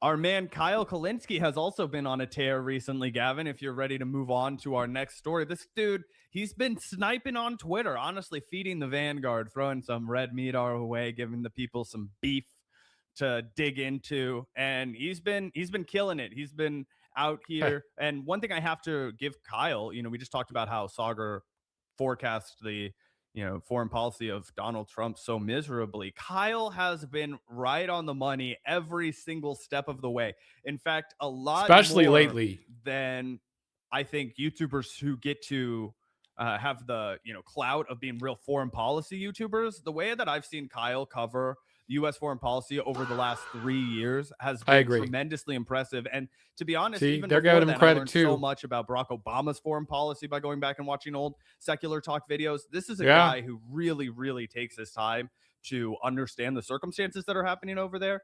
So I think we got to give Kyle his flowers and say, he did nail all this. He said this is 100% going to happen, and obviously we agreed with him. Yeah. Oh, 100%. I think that's part of the reason why Kyle's popularity has only skyrocketed, why his relevance has only skyrocketed. And I really appreciate agree. him echoing some points that we've been making on the Vanguard over here as it relates to Tucker Carlson, who obviously, he did a good interview with Mike Huckabee. I thought that was of journalistic value, undeniably, specifically given the timing of it. But he's out here saying, pray that the spell breaks and the world is saved. And to that, Kyle Kulinski responds, it's not a quote unquote spell. You and all your friends supported a war criminal, pedophile, racist, rapist, idiot for president. This is who he is and has always been. Yeah. You were warned and didn't listen. And again, I appreciate Kyle pointing that out, because a lot of people are holding up Tucker Carlson as some fucking hero right now. And it's like, well, bro, I kind of appreciate some of what you're saying right now, but let's not act like you didn't literally get us into the situation too. You know what I'm saying? It's kind of like the Marjorie Taylor Greene thing, where it's like, yes, I'm glad you've turned. I'm glad you're providing the anti-Trump commentary that you're now providing. But what the fuck kind of world did you think you were ushering in when you supported this madness? Like, what did you think exactly was going to happen for you now to act so shocked and like, what? I hope the world is saved from the shit that you helped manifest? Yeah, I do too. We've all been hoping that, motherfucker. Yeah, exactly. It's crazy. Yeah, what does that fucking even happening mean, right dude? here? One, as Gavin and I have been documenting for a long time, part of Tucker's pivot post Donald Trump's implosion in popularity is to signal to the more radically evangelical people, to signal to the more unhinged religious folks. So he's been talking about his demons. He's been talking a lot more about religion. He's been talking about angels and his faith a lot more than he did during a more secular era in American politics. Not just angels, demons too. Remember the assault? Oh yeah, 100%. Exactly. So when it is, when he is making this case, he's layering it with a bunch of rhetoric that's going to, ping off to these people that he's been catering to for a long time. But he also has been cheerleading Donald Trump's other pro-war efforts. We talk about this all the time. But again, as people try and portray this guy somehow being anti-war because he doesn't want escalations with Iran, at least publicly, that's the position that he's taking. We'll talk about a little more why in a second. But the fact of the matter is he was perfectly happy to cheerlead Donald Trump as he not only ran for president, but also as he illegally deposed and abducted the fucking president of Venezuela, Nicolas Maduro. He still keeps him in New York City, I believe, or somewhere in New York. He's in a jail cell awaiting trial. I think it's in April. The trial is coming up. So, but yeah, he's just sitting in a jail cell. There was no involvement in changing the government at all. His vice president is now in charge and leading the exact same government as they had been in Venezuela, except for now they've agreed to let oil interests go in there, which is exactly what Tucker Carlson wanted. That's why he was applauding it. And the only reason he's taking a more harsh tone when it comes to this Iran conflict is, excuse me, I pressed the wrong button, RFK jump scare, is because he's been investing a ton of money in Gulf state real estate. We've talked about this before. Here's I guess Hillary Clinton also spoke at the Riyadh Real Estate Forum that Tucker spoke at, but he's bought property in Qatar recently. He bought a home in Qatar as well, so making real estate investments. And he knows that if the region gets destabilized the way it's bound to after the consistent bombing in Tehran and the responses and all of these things, it's gonna massively devalue all of the money that he's invested in those properties, and people are going to stop vacationing to Riyadh. They're going to stop vacationing to Dubai, etc. Yeah, 100%. And that's, another thing that we pointed out about Tucker over and over again. It's like he can talk a ton of shit on Israel and all for good reason. It's all accurate. But it's not like he has some opposition to society founded on genocide and slave labor. That's literally where he's been buying up properties, right? And these Gulf countries that, again, are themselves genocidal and which are built on the back of, like, at best case scenario, like indentured servitude, if not straight up slave labor. So it's like, okay, oh yeah, instead of I hate Israel, but I love Dubai and Qatar and the UAE. It's like, okay, whatever. And I think you're probably right about that. He is probably concerned about the devaluation of all of his recently acquired real estate. And that's actually one of the only silver linings, in my opinion, of this whole Iran conflict is the negative impact it will have on some of those Gulf state fiefdoms. Obviously not for the innocent people that live there. I'm not, I feel terrible for them. But it is really going to have a negative effect on like the economy, the tourist economy of a place like Dubai, right? Given their involvement in this conflict and the fact that missiles and bombs have struck those cities. Like it does a huge number. It's a really negative impact on their tourism industry because that's the majority of their industry outside of oil, right? Basically, that's it. Oil and tourism. Why do you think Saudi Arabia was trying to build that stupid ass line in the middle of the desert? Why do you think they're so heavily invested in all this tourist crap? Because they want super fucking rich people to go live there and vacation there and stow their money there, right? And all of a sudden, a big thing. Yeah, it's a huge thing. And you know, all these rich people now, a lot of them are going to find a new place to vacation and to store their money because they've now been like, what the fuck? I don't want to become trapped in Dubai when Israel and Iran are at war and there's bombs falling and the fucking, you know, Burj Khalifa is getting hit and stuff. Like, that's not what I signed up for. This is madness. This is scary. I don't want to deal with this. I'm a rich person. Only poor people should have to see horror and see war and see bombs and fire. What the fuck? So I do think it actually is going to have a hugely negative effect on all these Gulf state fiefdoms, the exact countries which Tucker Carlson is heavily invested in. And it's not some conspiracy theory. He's openly bragged about this multiple times. I'm trying to find the clip right now. I'll pull it up in a second. But Tucker was just at this Riyadh real estate forum. You know what I'm saying? Yeah, that's the article that I'd put up for people. I just wanted to play the video because it's so funny. Oh, gotcha. Yeah, for sure. And he bought a house in Qatar in December of 2025. He also attended the Doha Forum, which is another real estate forum in the region. And again, I think he was betting on the fact that Donald Trump was going to be so well bribed by, you know, Qatar, who gave him a fucking jumbo jet. I feel like that's something we don't even talk about enough anymore. Everybody's moved on from that, but Qatar literally gave Donald Trump a jumbo jet. And so here, not only Tucker Carlson, but Hillary Clinton as well, right? What a union of global elite, right? But they're thinking, okay, based, this is the perfect spot to stash my cash in. It's going to go up, up, up. We talked about the Riyadh Comedy Festival being a big deal because they were trying to Where's my fucking mic? travel to that region. Oh, don't associate us with 9/11. Don't associate us with exploitation. Oh yeah, I know. Just Jamal just likes to make an omelet kind of a deal. Let's just sweep that under the rug. Look the other direction. Hey, Joe Rogan. I don't think Joe Rogan played there. Aziz Ansari is playing here. Tim Dillon was originally booked, but then he got fired because he talked too much about how atrocious it is there. Bill Burr obviously performed. Dave Chappelle performed, right? Nice. It was all part of this effort to sanitize the reputation of the region, and that's all gone to shit now. I think that's very interesting. I think that is why, you know, Iran has been striking the region, but Saudi Arabia has yet to militaristically respond itself. They kind of, according to reporting in the Washington Post and other outlets, were signaling their support for the United States to strike Iran initially. But I don't think that they expected it to escalate quite like this. I think they were misled by Donald Trump and his people, and probably did some own misleading for their own political purposes to feel like, oh, it's going to be in and out. We're going to topple Iran. You're not going to have any more problems over there. Yeah. And instead, the people of Iran have rallied around the government in enough of a capacity for this to be a legitimate war, and the dissent has not been sowed in the way that the Republicans and Donald Trump promised it would. Yeah, I think they at least expected us to help, you know, with their defense capabilities more, but instead we're just like, nope, sorry, all the interceptors are for fucking Israel.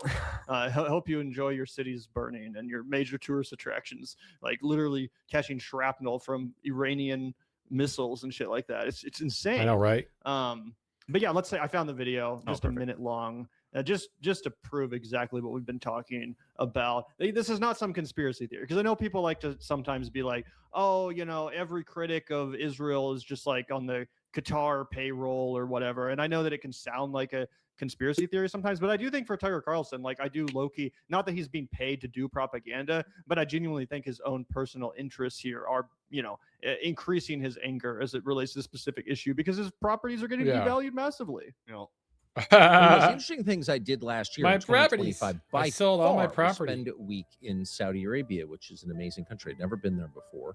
It's moving and evolving at a speed that is shocking. Really can't be described. It has to be seen. And I got to Saudi Arabia because I went to the Real Estate Future Forum, and I was amazed by it. I did not know what to expect. I just wanted to visit the country, but I had the best time, really, that I could imagine at that forum. And so I'm going again this year. The people were incredibly nice. By the way, everyone in the world was there. What are you doing here? Yeah, he meets Hillary Clinton. The Real Estate Future Forum is an amazing experience. And by the way, Saudi law has changed. There's a new law on non-Saudi real estate ownership. So the sector is bigger than ever. And every person you've ever met or wanted to meet will be at this. I'll be there. I'm really excited to be invited. Every again. person. I wouldn't be doing this if I wasn't. And so I will see you there. I hope January 26th to the 28th in Riyadh. Thanks. And so, yeah, that one, that video was for Saudi Arabia, but he's also done the exact same stuff for. I think he's heavily invested in the region. Oh, for sure. Definitely. And that one there, but then also this Doha one as well. So again, he in Qatar as well as Saudi Arabia. He plans to buy a home in Doha, defends Qatar. You know, I'm an American. I'll be wherever I want, was his response to that. But again, yeah, just massive conflict of interest. The fact that he has spent so much of his money over there. And that's an interesting note that he adds at the end. A lot of countries, they have laws against just letting Americans come and spend a fuckload of money to buy up their country, right? I know, for example, like if you want to move to Thailand, you can't buy property there unless you're married to somebody who's Thai, and then they can own the property and it can be in both of your names, right? There's a lot of laws around that. It looks like Saudi Arabia and Qatar have changed their laws, and that's why a bunch of Western cash is being infused into the region. And one thing we briefly talked about, Gavin, I know you know a little bit more about this than I do, is the fact that they're trying really hard to diversify away from oil because people are moving on towards electric cars. People are moving away from oil. And so they're thinking 100 years down the line, 150 years down the line, how are we going to sustain this level of lifestyle and luxury for our elite class? And the way they've planned to is to Western capitalize it. Yeah, 100%. And attract tourism. That's like their whole shtick is like, we're this fucking tourist paradise, and like, look how dope everything is. And it is true. Some of it's really dope. Like I watched a video about SeaWorld Abu Dhabi, puts basically every single amusement park / attraction in America to fucking shame. It's honestly, it does look like they're living in like 2050 or like, in the future. You're like, what the fuck? This looks insane. But of course, they have to put all that attention into their image, because that's all they have going for them after oil is this, people's, desire to want to go like visit there or have a vacation home there if you're super rich or whatever. And again, that has very much been jeopardized by this war in the region, which absolutely has affected these countries which previously were kind of thought of as like untouchable, or like, they're not like Iraq or Afghanistan or fucking Iran. Like these are the nice, clean Middle Eastern countries. Like they don't go to war. They don't get bombed. Well, again, I imagine the real estate stocks is going down as a result of this, and Tucker is feeling the pain. Which is undeniably at least part of the reason why he's been motivated to take the stance he has here. I don't think it's the whole reason. Again, I'm not just saying like he's 100% being paid by Qatar or fucking Saudi Arabia to say what he's saying. But I do think that, you can't divorce your own personal financial assets from your commentary when you're that in deep on something. Oh, yeah. And with a guy like Tucker, he makes it so transparent, because not only is he in bed with Saudi Arabia and Qatar with all of his real estate investment, he's also invested in oil. That's why he was applauding with all the executives when Donald Trump did regime change in Venezuela. So his politics are just a direct reflection of his wallet in almost every instance. I think it's fair to say we don't know in every instance, but in almost every instance, they really line up. And I don't think it's a coincidence either. Yeah, 100%. I mean, it has to be talked about. If you're a prominent commentator and you're like, oh, and by the way, I also have massive like financial investment in this thing, like obviously it's going to affect your fucking commentary, obviously. So it's pretty interesting. But that being said, can't deny that Tucker did a great job with that Mike Huckabee interview. He killed it.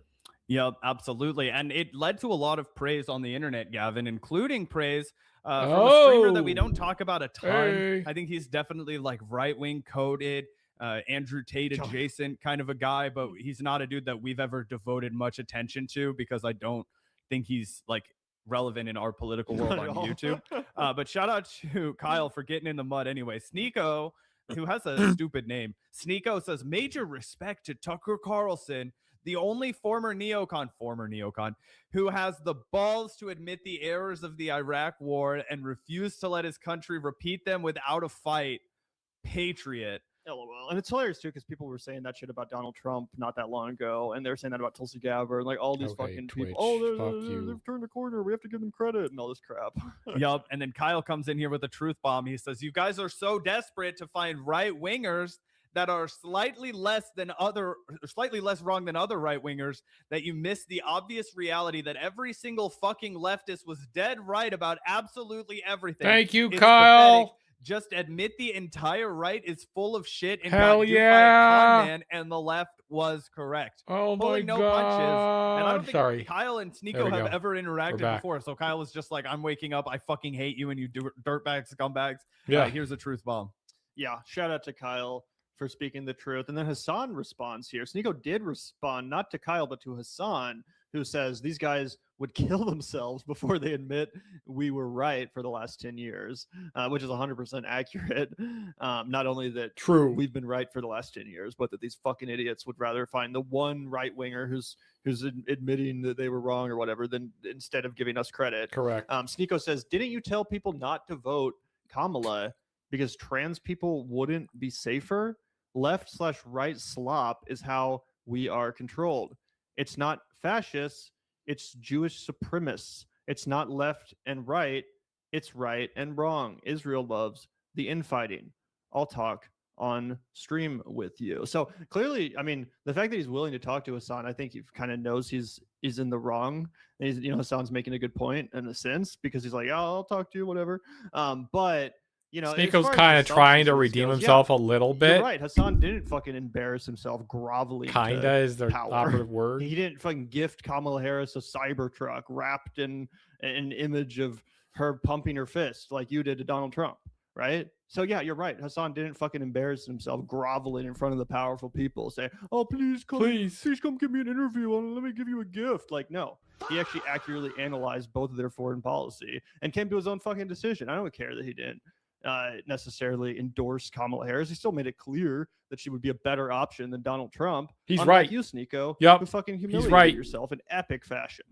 Oh, yeah. And I think it's also just indicative of the fact that he wants a little slice of Hassan's clout. Hassan's really popular on the internet. He pulls huge numbers on Twitch. And, "Oh, hey, Mr. Hassan, please don't watch stream with me and I'll pretend to be nice to you. And we could just pretend everything's cool, man. And both of our audiences will think He's we're so the same." right, Obviously, dude. Hassan He's leaves so him on right. red because there's no upside for Hassan just wasting his time fucking educating this idiot weasel who's going to turn around and be a Republican as soon as it's convenient for him again. But I did love him coming off the top ropes with Kyle in the ring to say, absolutely not. You guys are getting destroyed. Yeah. Also, maybe it was Aiden Ross who gave the Cybertruck. Same fucking shit. Sneeko was up to the same shit. He also endorsed Trump, right? Oh yeah, I would. To be honest, all of these little twerps on They're the Twitch, same, they're yeah. the same to me. I cannot just like. I know. The only thing I know about These Aiden little Ross twerps. is that he was the guy that sniffed Andrew Oh. Tate's chair. Oh, he knows the word twerp. I'm so happy. But it wouldn't surprise me if he gave a gift wrap These fucking twerps. truck to Trump. I remember one of the streamer idiots doing that too. Yeah, it was like a Cybertruck wrapped in the image of Trump post-assassination attempt. Super fucking humiliating. I'm sure Trump threw it right in the trash. Oh yeah. But yeah, no, I mean, Sneeko also was like MAGA, right? Oh, Again, massively I don't MAGA. pay attention to these fucking people, but the point remains. Definitely. Either way, shout out to Kyle and Hassan for getting in there. And another one from Tucker Carlson, Gavin, that's going viral, unless you had anything from this to get into. No, that's about it. Shout out to Hassan and Kyle for speaking the truth. Because we've heard a lot recently about what an ally for the left Tucker Carlson might be, right? Here he is, he's coming out and he is against the war in Iran, right? And I have a feeling that a lot of these independent fence sitters, a lot of these people who are, above the fray are going to try and give Tucker Carlson credit, right? And they're going to be like, you know what? We'll the left will take anybody where we can get them and we'll make allies wherever we can, right? We've heard that a lot on the Young Turks. I was going to say, sounds like jank. 2-minute clip of Tucker Carlson as a reminder for everyone who this guy really is deep down. At the end of the day, who Tucker Carlson is and why we continuously call him a white supremacist. And we talk about how there's absolutely no need or you don't know. He is a fucking grifter too. Collaborating with him. And a good one. Well, just on principle, like every other group in the world has the right to its own homeland except white people. Like what? Yeah. Like tell me Just explain to me how that makes sense. Either no group has the right or every group has the right. It's really that simple. And if you want to say no group has the right, okay. You might even convince me. I don't know. I'm not a race guy, actually, by my temperament. What's the Not all. country that white people aren't allowed to like visit or live in? Like, is there some like country in Africa or something where like white people aren't allowed in, or they're like not allowed? Like, I'm pretty sure if I really wanted to, I could go like immigrate and live in Ethiopia or something, right? 100%. What's the country that I'm not allowed in as a white person? And that's crazy. And what's crazy, I forget the name of this guest, but I looked into him. He's like one of those like white Afrikaners who wants their Afrikaners, whatever the fuck it's called, where they like want a Rhodesia to come back or whatever. They want like an all-white nation in Africa, and it's utterly unhinged. But yeah, that's the conversation that Tucker Carlson is hosting right now, and he's bitching about how there's no white ethno state, let alone the fact that being white isn't like a nationality. There's no like culture surrounding that. So like you could just point to a country like Ireland, right, or a country like Iceland, or a country like England, where the vast majority of the people are white, just like I imagine whatever African country they would select from to be like, look, it's 95% black people that live there. Yeah, well, guess what the other 5% is? Like, it's not an ethno state either. You know what I mean? Nobody says you can't get in here because your passport says you're white. That's crazy. Exactly. Yeah. And I've been to Iceland. There's not a lot of black people there. It is, so maybe Tucker should go live in Iceland. If you want to just like see fucking white people or whatever, if that's your issue, like go live in Iceland. You know what I'm saying? It's not like it's yeah, it's so stupid. I'd kind of like to ignore it. But as long as some groups have a right to self-determination, then every group has a right. It's that simple. Yes. And if there's a special carve-out where one group doesn't have a right, you have to explain to me why that group doesn't have that right. Yep. Is that fair? No, it's absolutely fair. It's absolutely fair. It's totally fair.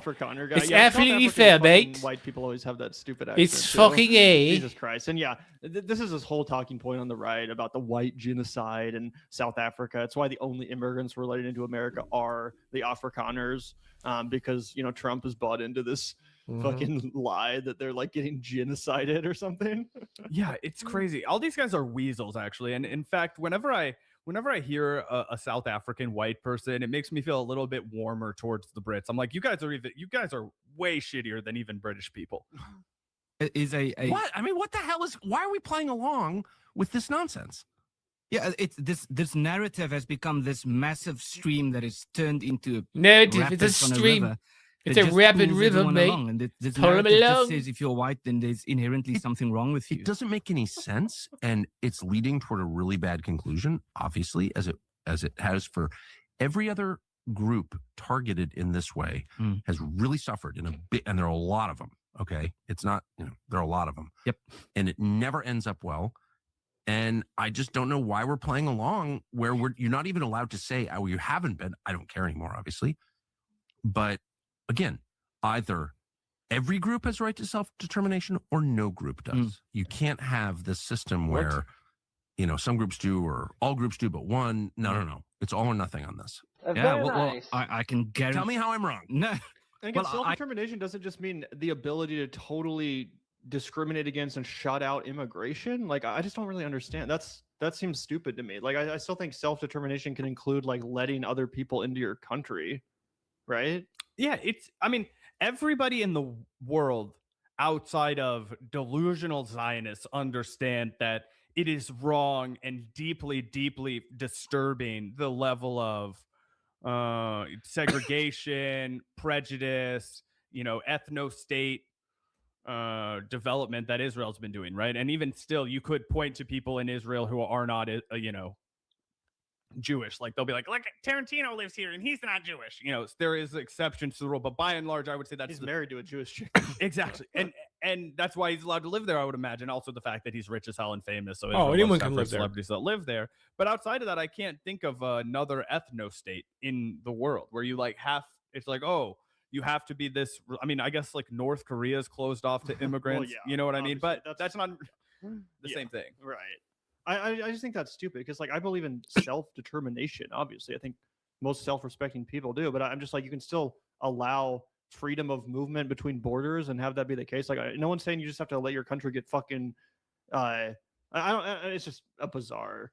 These fucking right wingers are so obsessed with the ethnic makeup of fucking countries. I'm just like, You're so weird. And that's exactly what it comes down to, though, right? Is that it's not about any kind of culture. It's not about, oh, my lineage goes back 100,000 years on this land, right? Nobody goes back 100,000 years, but let's say 3,000 years, 4,000 years back on this land, right? That's not the argument that Tucker Carlson's making. It's like, oh, I remember a time when we had done far more imperialism here, and all of the indigenous people who live there were our slaves, right? And that's what Tucker Carlson wants to bring back. And we talk about the fucking island in Florida or whatever the fuck it's called that I never remember. Gasparilla Island, where it's all black people serving all white people. Well, not on the island, but the Gasparilla Inn, which is on Gasparilla Island. Sure. I'm sure there are black people that live on the island, but yeah. Yeah, I don't even know how big this island is. I've never been there. I wouldn't go hang out. Actually, maybe there's not black people. It's probably a bunch of rich white people. Yeah. Either way, long story short is that's where Tucker likes to hang out. That's why they're sitting around fantasizing about Rhodesia. That's why they're sitting around fantasizing about having an all-white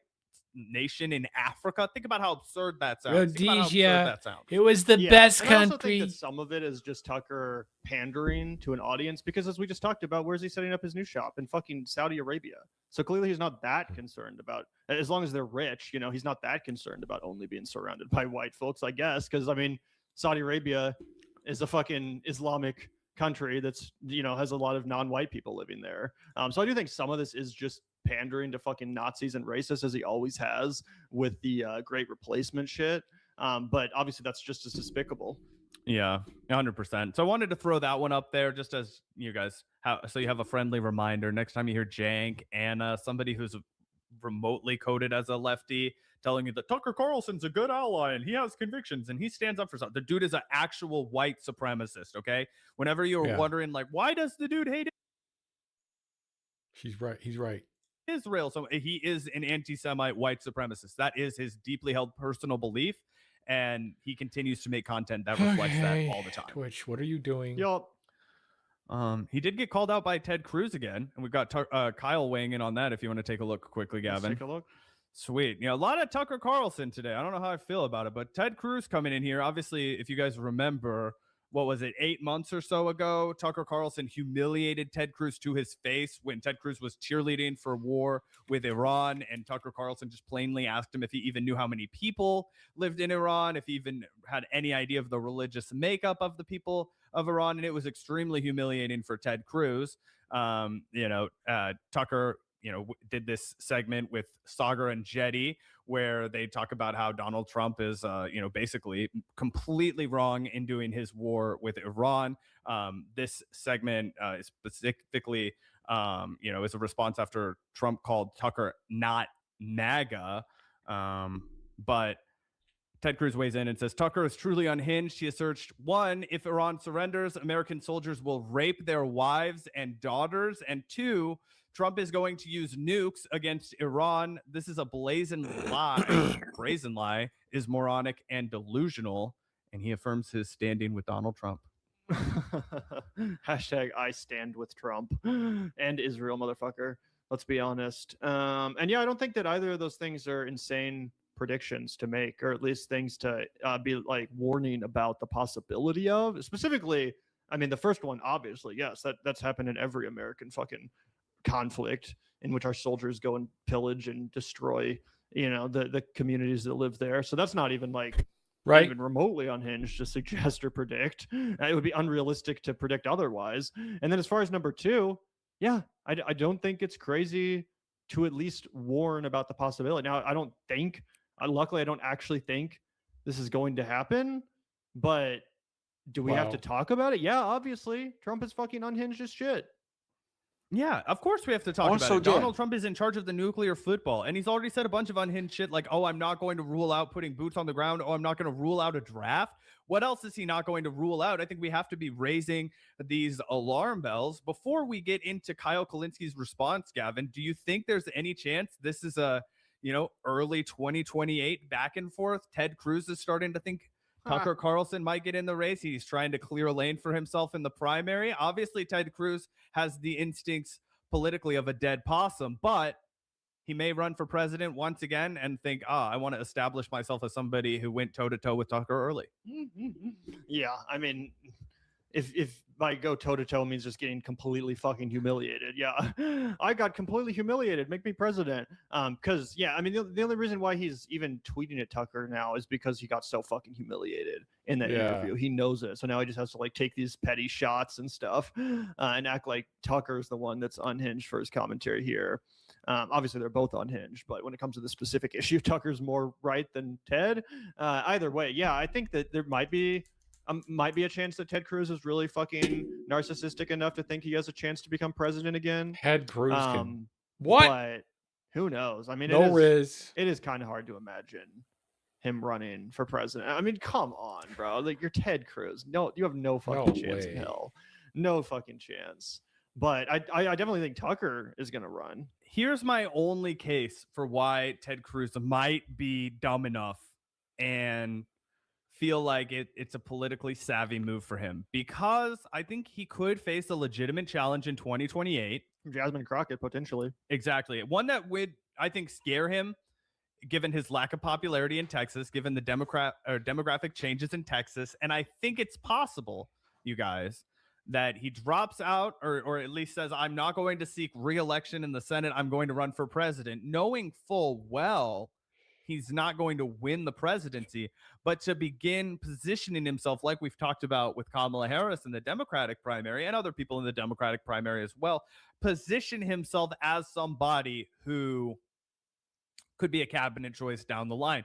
If Ted Cruz is able to get 7-8% of the Republican Party base, because here's the other thing about Ted Cruz, guys. Here's the other thing about Ted Cruz. We remember him getting totally humiliated by Donald Trump, but I think he did come in like third place based off of votes in the primary. I know Gavin and I's home state at the time was Kansas. They voted for Ted Cruz over Donald Trump.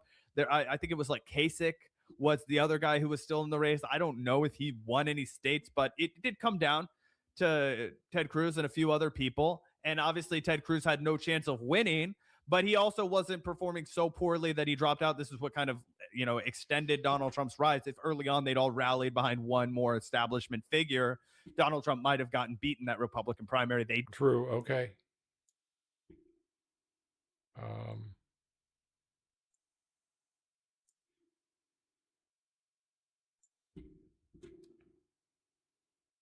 قصف جديد مبنى هيئة الأركان خالص يا شباب قصف جديد مبنى هيئة الأركان خالص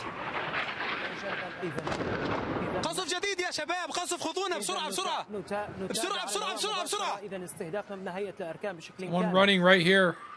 قصف ثاني دمروه منتصر People, cars driving. قصف هيئة الأركان بغارتين نعم نعم نعم قصف While they were on live stream, Al Jazeera. بغارتين استهدفت هيئة الأركان بشكل مزدوج من اليمين ومن اليسار Caught in 4K. قطع من المبنى تتطاير حقيقة على ما يبدو أن المبنى قد تعرض لأضرار كبيرة جدا الصورة واضحة لديكم يا شباب قصف جديد مبنى هيئة الأركان خالص It's like a movie set.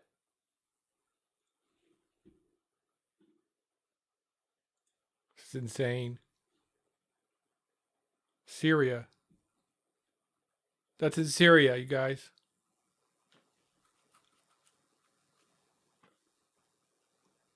That's fake.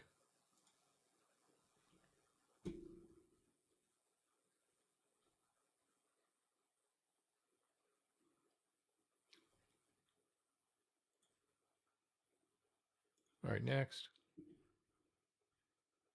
Benjamin Netanyahu told us in a tweet last week this fulfills a dream of 40 years. This is a joint. So Chris Murphy went on Jake Tapper's show a few days ago, and I wanted to play this for you because there's a question here about Democrats moving forward and how they fight back against the Trump regime and how they try to stop the insane warmongering that we're witnessing on a regular basis. Tapper's going to ask a question here that kind of pisses me the fuck off because this is framed from a bullshit right-wing perspective, but Chris Murphy's answer is super important, and I need you guys to pay attention to it, and then I'm gonna ask you to act on this in just a second. So let's listen. The administration is reportedly weighing Congress to approve an additional $50 billion in funding for these operations. You have said you're a hell no, not just a no, on funding the war. We have seen this movie before. We know that that vote will be cast as, especially if you run for higher office, you voting against the troops. Oh, come on. I mean, the American people don't want this war. They don't want this war. They have seen what happens when American troops go into places like Iraq, places like Afghanistan. Ultimately, we get a lot of people killed. We waste a lot of dollars. The one thing the American people are clear about is that they do not want the United States dragged into another long-term war in the Middle East. If you support the troops, then you should be voting against funding this war so that we get our troops out of harm's way. Virtually nothing good happened from sending thousands of Americans to die inside Iraq in the 2000s. And if we don't learn that lesson, then shame on every single one of us. I remember this during the Iraq War. I remember that, Democrats would say they're against the war, but then when it would come time to vote to fund the war, they would all vote for it. And the reason why they did that is because they were terrified of the Republicans basically breaking out the whooping stick and saying, you hate our troops, you hate our country, you're with Saddam Hussein, you're with the enemy, because why would you leave our troops there to, to have no weaponry and have no bulletproof vests and have no tanks and no funding, and you're abandoning them on the battlefield, and how dare you, that's treason, that's this, that's that. So they had all these arguments they would try to clonk you over the head with if you were a Democrat, that you're unpatriotic and you hate the troops if you don't fund the war. And Chris Murphy had the right reaction here when he said, actually, motherfucker, you guys hate the troops. And the reason you guys hate the troops is because you're sending them in harm's way anyway. You're the ones who started an illegal and offensive war against a country that didn't attack us and a country that was willing to work with us and get rid of their enriched uranium. You did the war anyway, and so you're putting them, all of the soldiers who died, would not have died if it wasn't for Benjamin Netanyahu and Donald Trump, the axis of Epstein. They would be alive. The blood is squarely on their hands. And so what I need you guys to do is I need you to reach out to Chuck Schumer. I need you to reach out to Hakeem Jeffries. And I need you to tell them, not a fucking penny for this war. Not a penny. Don't give any. I don't care what the Republicans say. You're allowed to fight back. When they say, you hate the troops, you're not funding the troops, you're allowed to say, no, bitch, you hate the troops, you want to send them in harm's way. I don't. I'm trying to protect them. Okay? But you have to tell them, not a penny for this, because I know, deep down, Chuck Schumer wants to fund this. I know Hakeem Jeffries wants to fund this. Want to know how I know that? Because they sat there for a week or two as Trump built up a fucking armada right next to Iran, clearly going to attack it, and they didn't say Dickie McGee's act. Their lips were totally sealed. They didn't say shit. And then after Trump did the attack, then they were like, oh, yes, let's have a war powers vote. And then the war powers vote failed, of course. But they knew the attack was coming. They didn't say anything. That's why all you get from Cuck Schumer is the limp dick process criticism, right? Mr. President, you didn't fill out the proper paperwork. Oh, good. That's all you got from him. Never mind the fact that a year ago, what'd you get? Taco Trump is making side deals with Iran. Call Trump and say, no side deals for Taco. Trump always chickens out. In other words, he's trying to goad him into doing the war with Iran. That's what he was doing at the beginning of the second term. And so now Trump does it, and that's why all he has is this fake process criticism of Mr. President, you have to say pretty please, and then Congress will let you, but you didn't say it yet. Oh, God. Come on, man. Come on. So Hakeem Jeffries and Chuck Schumer, call them and let them know not a fucking penny goes to this war. Not a penny. You're not going to get a single Democratic vote. And if Hakeem Jeffries and if Chuck Schumer do not do that, just know the entire Democratic base is gunning for you to lose that position. You should resign in disgrace, but the entire Democratic base is going to be mobilizing to kick your ass out of Congress, both the Senate and the House of Representatives, for both of them respectively. So I need everybody to wake up to the tricks that we've experienced in the past. That's why I'm doing this segment, is to let you know. We've been through this before, right? Yeah. And a weak Democratic Party does do, oh, yeah, we're against the war, but then they vote to fund it. And we can't play this game anymore. No, they need Democratic votes to get shit done. And we could just not give them any of the Democratic votes and they can't get shit done, right? So shout out to Chris Murphy here for getting it exactly right. And the message needs to be sent to all the Democrats. Don't you fucking dare. Not a penny for this war in any way, shape, or form. If you vote to fund this war, then you are for the war. Full stop. Full stop. Okay. You are co-signing every single war crime, every single elementary school that got bombed, every single hospital that got bombed, every person that lives in Tehran who ends up getting cancer because of the attack on the refinery, which led to acid rain, which led to people breathing in these harmful chemicals and getting, poison from it. You are responsible for fucking all of that if you vote to fund this war. All of it is on you.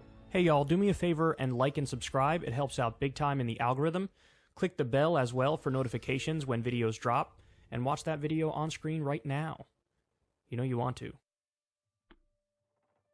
Benjamin Netanyahu told us in a tweet last week this fulfills a dream of 40 years. This is a joint Israel-U.S. madness creating havoc for the world. With all due respect to this, this is a just war. Iran is the one who is spreading this radical ideology. I'm struggling right Radical now over this ideology. definition of evil.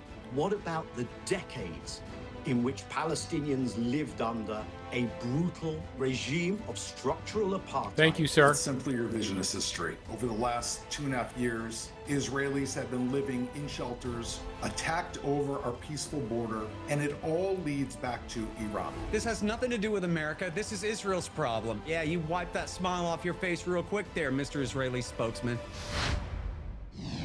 The new Ayatollah shares not only a name and a bloodline with his assassinated father, but also many of his hardline views.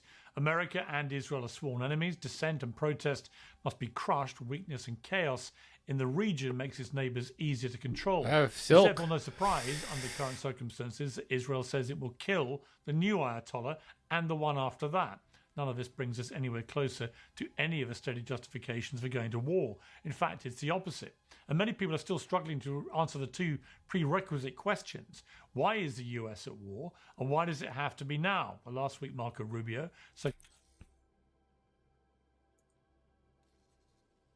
Secretary of State, and many others said it had to be now because Israel was going to do it anyway. The so-called imminent threat was actually the threat of a retaliation to Israeli aggression. Unsurprisingly, they hurriedly walked that back. But this narrative that the Israeli tail wagged the American dog is not going away. The Wall Street Journal reports that Senator Lindsey Graham flew several times to Israel in order to coach Netanyahu on how to persuade President Trump to join the war. And Antony Blinken, the former Secretary of State, said they've seen this playbook before. This has been a long story when it comes to Iran. And back during the Obama administration, the Israelis were pushing President Obama to take military action against Iran, and were warning that they would do it themselves if he didn't. And he wouldn't, because he thought the better way to get at the nuclear program, which is what we were focused on, was through very muscular diplomacy backed up by very, very strong sanctions that we rallied the world to put in place. And then we got the Iran nuclear agreement. An esteemed panel is standing by, and in a moment we'll hear from UN Ambassador Danny Danon, one of Israel's most senior diplomats who lives and works in New York. We will begin with Professor Jeffrey Sachs, a senior advisor to United Nations, who joins me now. Professor Sachs, always great to have you on Uncensored, but particularly after the last week or so. Just first of all, your overview about this war, which nobody wants to call a war, and where we are 9-10 days into it. It's a war, and thousands are being killed. Israel and the United States are carpet bombing Tehran, and there's lots of death. Schoolgirls being killed. A bloodbath underway. At the same time, the world economy is about to go into one of the biggest crises in the modern period, driven by the complete collapse of oil supplies coming from this region, a predictable consequence of the Israeli-U.S. aggression. Predictable, yes. So this is a calamity. This was a war of choice. Benjamin Netanyahu told us in a tweet last week, this fulfills a dream of 40 years. This is a war not caused only by Israel. This is a joint Israel-U.S. madness.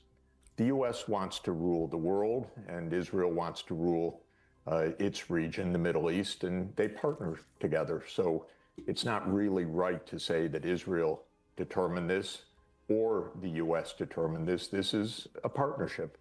It was interesting that you had Tony Blinken on just a moment ago. he partnered in the genocide in Gaza. It was the same with his administration, a U.S.-Israel partnership that goes back decades. It has created a disaster around the Middle East, absolute disaster from Libya to Iran, with many countries desolate and destroyed in between. And it now will create a disaster for the whole world. I know you're going to have Ambassador Danny Dunn on after me. He represents, in my view, a government that is doing more damage to the world and to humanity than any other government. He doesn't like my saying that, but that is actually the point, together with his partner, the United States. Both of them are rogue nations led by megalomaniacs, creating havoc for the world completely unnecessarily. Well, you actually confronted Danny Danon at the UN. Let's take a look.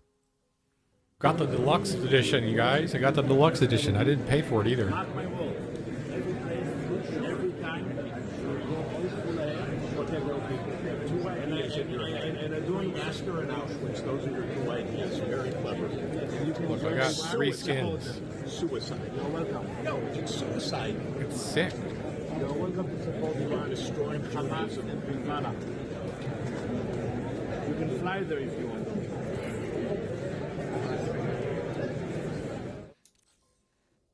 Yes, It was an extraordinary encounter. What were you actually saying? Wow, to these are amazing. I was saying that Israel is committing suicide because it is destroying any remnant of sympathy or empathy in the United States and all over the world. So I said that suicide was tragic. We have polls, Pierce, that show that for decades, U.S. sympathy ran 60 to 70% for Israel, 15% for Palestine. Now they run 41% for Palestine, 36% for Israel. In other words, wow, the American public is on the that's side of fucking Palestine, amazing. and that's going to grow. Let's dramatically. go. What's going to happen, whether Let's go. Mr. Dannon He's or right. his colleagues like it or not, the world is going into a profound economic crisis in the coming weeks and months, and this is Israel's choice. Israel set this off together with the United States. The world will pay a fearsome price for this delusion, and people will know where this came from. It's very, very sad. It is actually. It's suicidal for Israel. Is there age hits you like a brick and earlier than you think. It turns out that most men begin losing testosterone around the age of 30. Any definitive course of the American to attack back is receding very quickly, which is unsurprising given the overwhelming superiority, of course, of the American military coupled with the Israeli military. But is there a moment in here where if all their military firepower is pretty well taken out, that the regime begins to collapse from within? Look, I'm not able to answer any definitive military judgment, but the people who are opining on this around the world believe that that is not the case, that Iran has held together and will continue to hold together, has vast arsenals of missiles and drones, and we'll see, because this war is not ending in the next few days. And Israeli generals themselves have said publicly this could go on into the fall. And the American public progenitors of this war are not claiming that this is about to be won. I don't hear that from anybody. I don't see it in the markets either. No one's saying we can win it. No one's saying we can win it. Behavior of the energy producers, suppliers, and shippers. I don't see it in the shutdown of production in Qatar on its gas, in Iraq on its oil, and the destruction of oil fields. I see a calamity building, and lot of blood flowing. It's a kind of mass murder of civilians by Israel and the United States. This is he's right. Shocking, actually. We should keep it in mind. This is not targeted bombing. This is carpet bombing Tehran. And I've been speaking on the phone with absolutely desperate people in Tehran in the last 48 hours. And it's carpet bombing. And they're killing indiscriminately. So this is a disaster that is not likely to go away. No one's claiming in Israel or the U.S. that it's likely to go away. And the consequences for the world will be utterly awful. And Piers, we have a lot of Americans, we have a very particular society. We have a lot of Americans who are saying, move on, this is Armageddon coming. This is the promised end of the world. We are hearing lots of reports about this being preached in the military. We're seeing a lot of people who believe that the worse it gets, the closer we are to the second coming of Jesus Christ. And that's a motivating factor in the United States, I have to tell you. It's a significant part of Mr. Trump's base. And so bad news is not necessarily deterrence. It may just mean escalation to Armageddon. It is a grim situation that we're in. We've not seen anything like it, actually, since World War II. This is even beyond the Iraq War. They then had, I won't say the dignity, but they then had the impulse to hide the motivations. Here, there is no impulse to hide the motivations. It's just complete kill anybody and kill everybody and just overturn for being Iranian. This society of 100 million people and an ancient society of 5,000 years. So it's dreadful.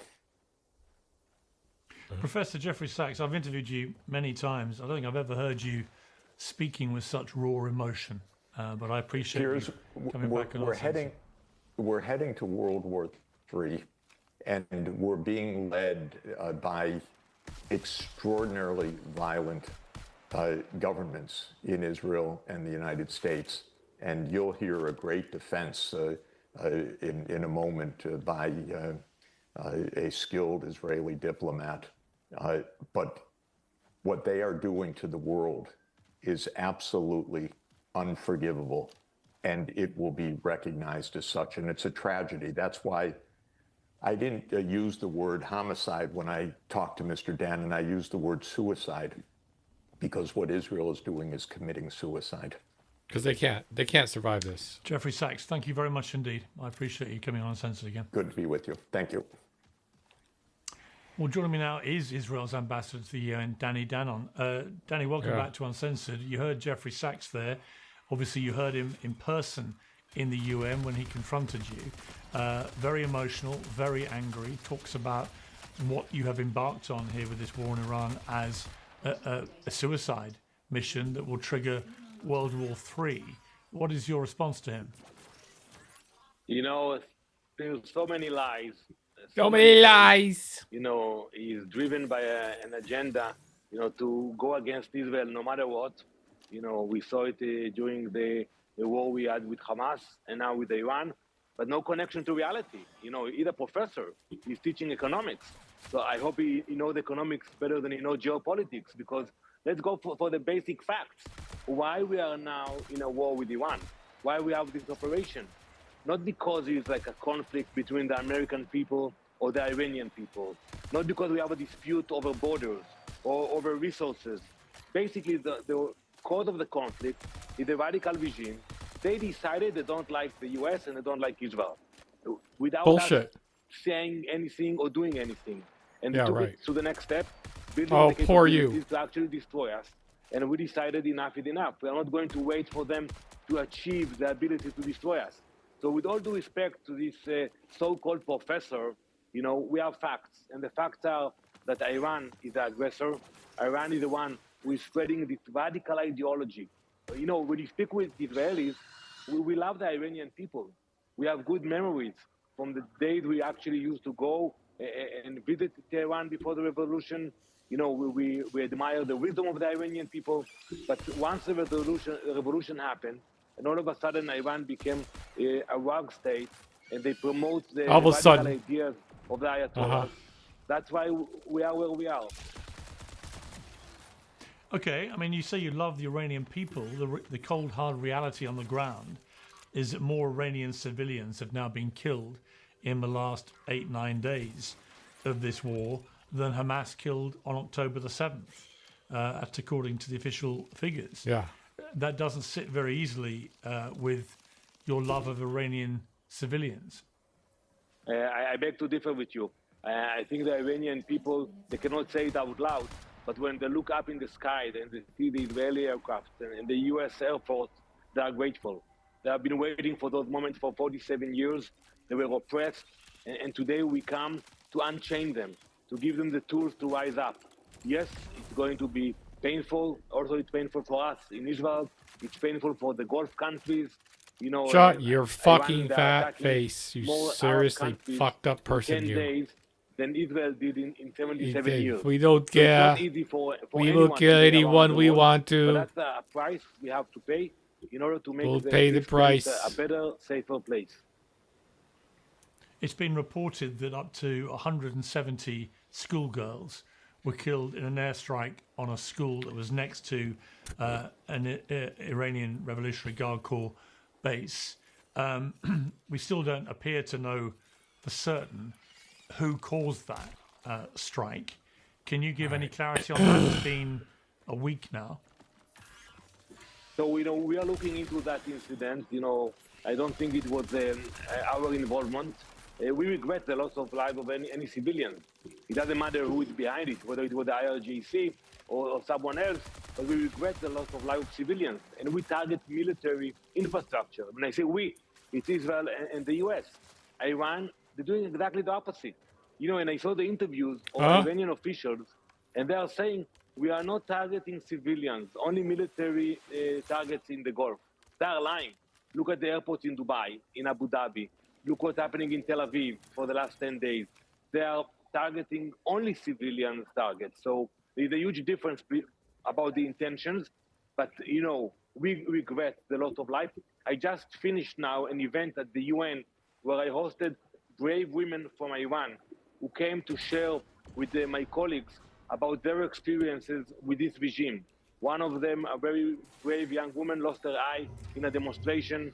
The other was not allowed to come back into Iran. So we know that the people of Iran, they pay a heavy price, and I believe that soon they will be able to take the future in their own hands. You must know, Ambassador, now whether it was an Israeli plane that fired the missile into that girls' school, albeit it may have done so unintentionally. It may have been aiming for the base. I don't want to prejudge what may have happened there. But you must know as a country whether it was one of your planes that did that or not. So can you rule out that it was an Israeli plane? Sure, dude. No, first I have to tell you that from my experience in Gaza, and I think we spoke about it in the past, there were incidents that Hamas or the Islamic Jihad launched rockets into Israel, and they fell in Gaza. And there was an incident, a very tragic incident in a hospital. It took a few hours for everybody to realize it wasn't us. It was actually a rocket that flew from Gaza and fell in Gaza. So we don't know the details. From the information I have, I don't think that our Air Force was involved in that incident. I know it's being investigated both by the IDF and also by the U.S. Air Force. People are looking at what's happening in this war, and they're seeing a regime which remains intact. They're seeing the Ayatollah that was killed replaced by his younger son, also a Khomeini. Where's the key? They're seeing the Iranian Revolutionary Guard Corps still exercising ruthless control over the people. There's no sign of any uprising by the Iranian people, perhaps because they're fearful of the bombs, perhaps because they're fearful of the IRGC, but they're certainly not rising up in the way that Donald Trump was talking about his hopes would be happening. And we're seeing massive global economic mayhem driven by the virtual closure of the Strait of Hormuz and by the attacks by Iran on all the neighboring Gulf states, which are severely damaging the economies of all those countries. I see. And that has a knock-on effect, obviously, for the global economy. And the longer this goes on, the worse the global economy will suffer, the more lives are going to get lost. He's all my ammo, sides. And if ultimately the regime remains intact, how will you claim victory? What is victory? So first, allow me to look at the upside also. You know, today we are degrading the capabilities of Iran. Take it. They don't have the same capabilities that they had 10 days ago, and we haven't finished yet. We will continue.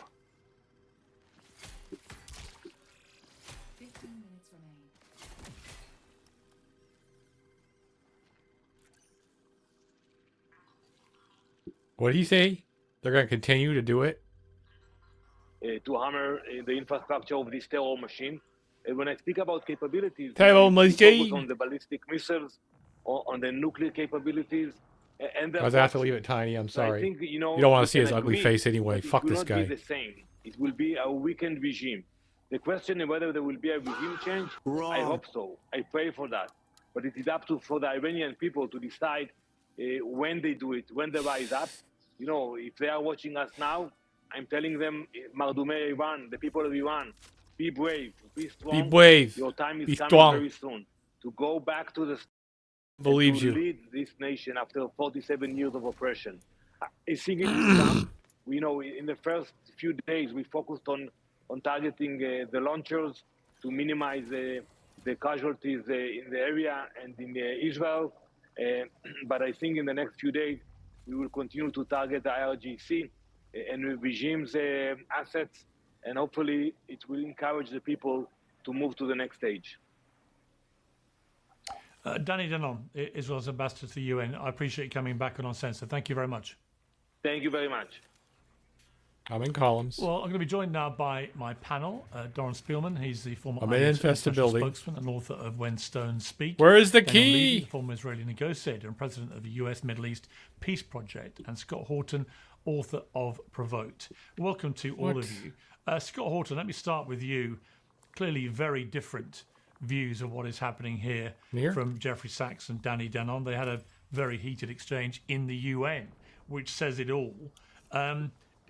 I imagine that your agreement probably lies a lot more with Jeffrey Sachs than Danny Danon. But again, I'll put the same question to you about the possibility that this could eventually work. It's right there. In the sense that It's marked. Israel believes, with good reason, that So Iran dumb. has been the tentacle, the octopus with tentacles, so dumb. for all the terrorism in the region that's been aimed at them through the Houthis, Hezbollah, Hamas, and so on. That it's run by an evil, repressive regime, which has been that way for 47 years, repressing its own people, repressing everything else in the region that it can repress. And that they've had this coming. And that by decapitating the regime, you may then lead to an uprising from the Iranian people, many of whom hate the regime. And that in 5-10 years, we may look back in history, this is what I hear from many Israelis, and be grateful for what has happened. What would you say to that? Well, I mean, it's built into the question, of course, that this is all Israel's interests at play here. The great revolutionary Shiite menace is their problem, not ours. Our problem is the bin Ladenites, Al Qaeda and ISIS, the radical Salafi edge of Wahhabi Sunni Islam and their terrorist movement. Mostly America and Britain and Saudi Arabia's pet terrorists, although they oftentimes turn on us and kill us too. But the Shiites are the Israelis' problem. And even though every time America runs an errand over there to try to spite them, we end up empowering them like we did in Iraq War II. And then inadvertently, when Obama built the caliphate to spite them, we ended up, that blew up too big. So they had to take the Iranian side again in Iraq War III. Which is, you know, that we have strikes going on against Shiite targets in Iraq right now because that's the regime that we put in power. You quoted David Petraeus a minute ago about tell us how this ends. True. Well, That's Iraq War hilarious. II ended with David Petraeus putting Iran's best friends in power there and training up their army, the Badr Brigade, to be the Iraqi army. And that's who we got a problem with as the war spreads right now. But then secondly, as far as will the war work, No, and as far as, well, it depends on who you ask what their goals are. The Trump administration says they want stability, and they even told the Wall Street Journal, anonymous officials told the Wall Street Journal, they might be happy with the Ayatollah Khomeini's grandson. They don't like Khamenei's son. They want Khomeini's grandson instead.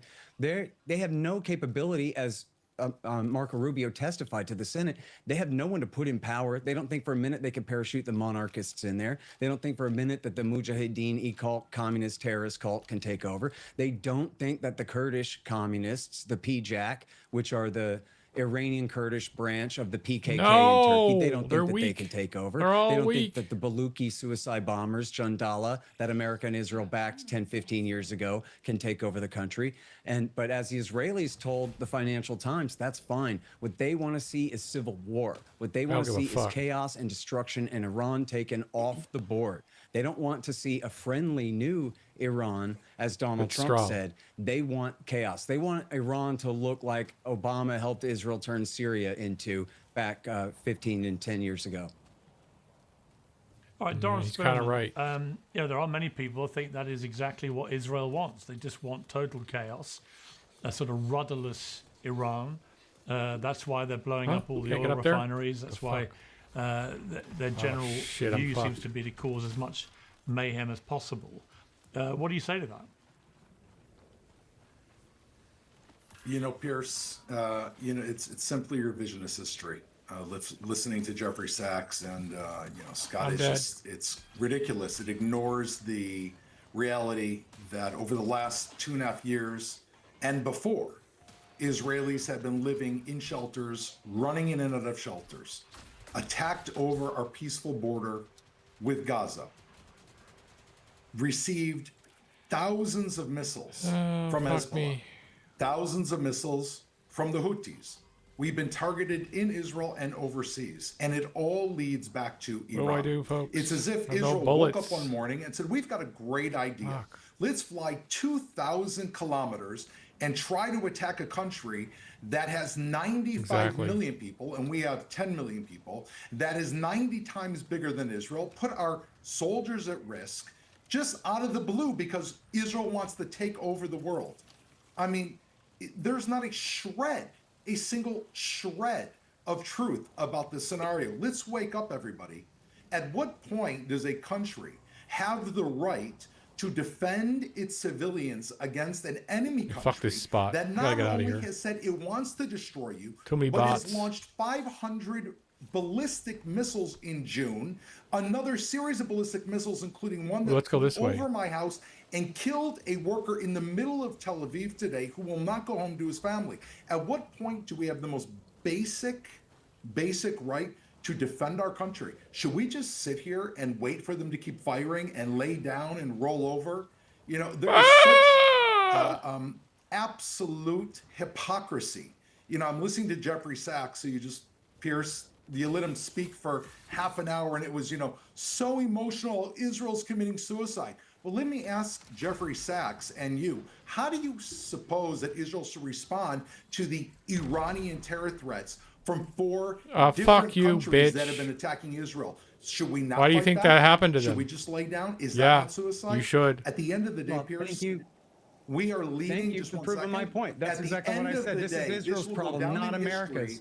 As opposed Israel's to not an ally of the United States. Scott, just one second.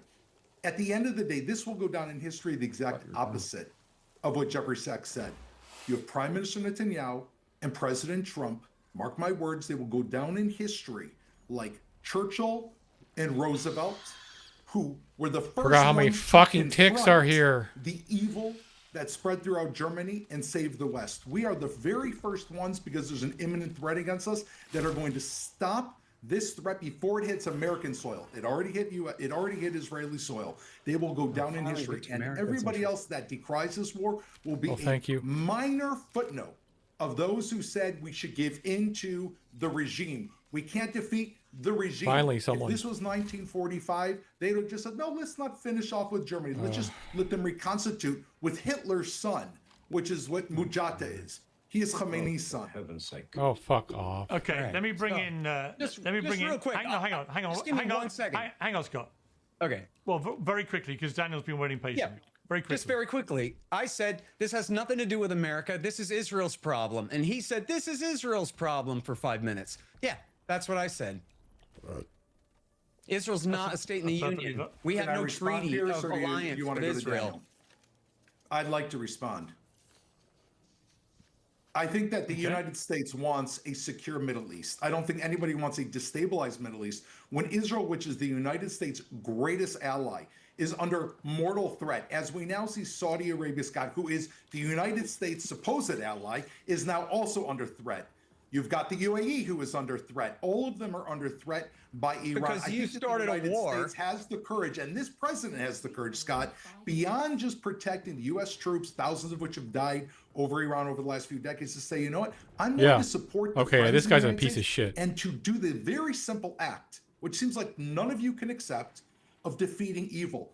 Good standing up against evil. It can be defeated. Yeah, and okay. it must be defeated. The point, the point I would make to that, Doran, is that you're very optimistic that the regime is going to be defeated. And I think that the problem at the moment is there is no immediate sign of that happening. In fact, the opposite seems to be the case.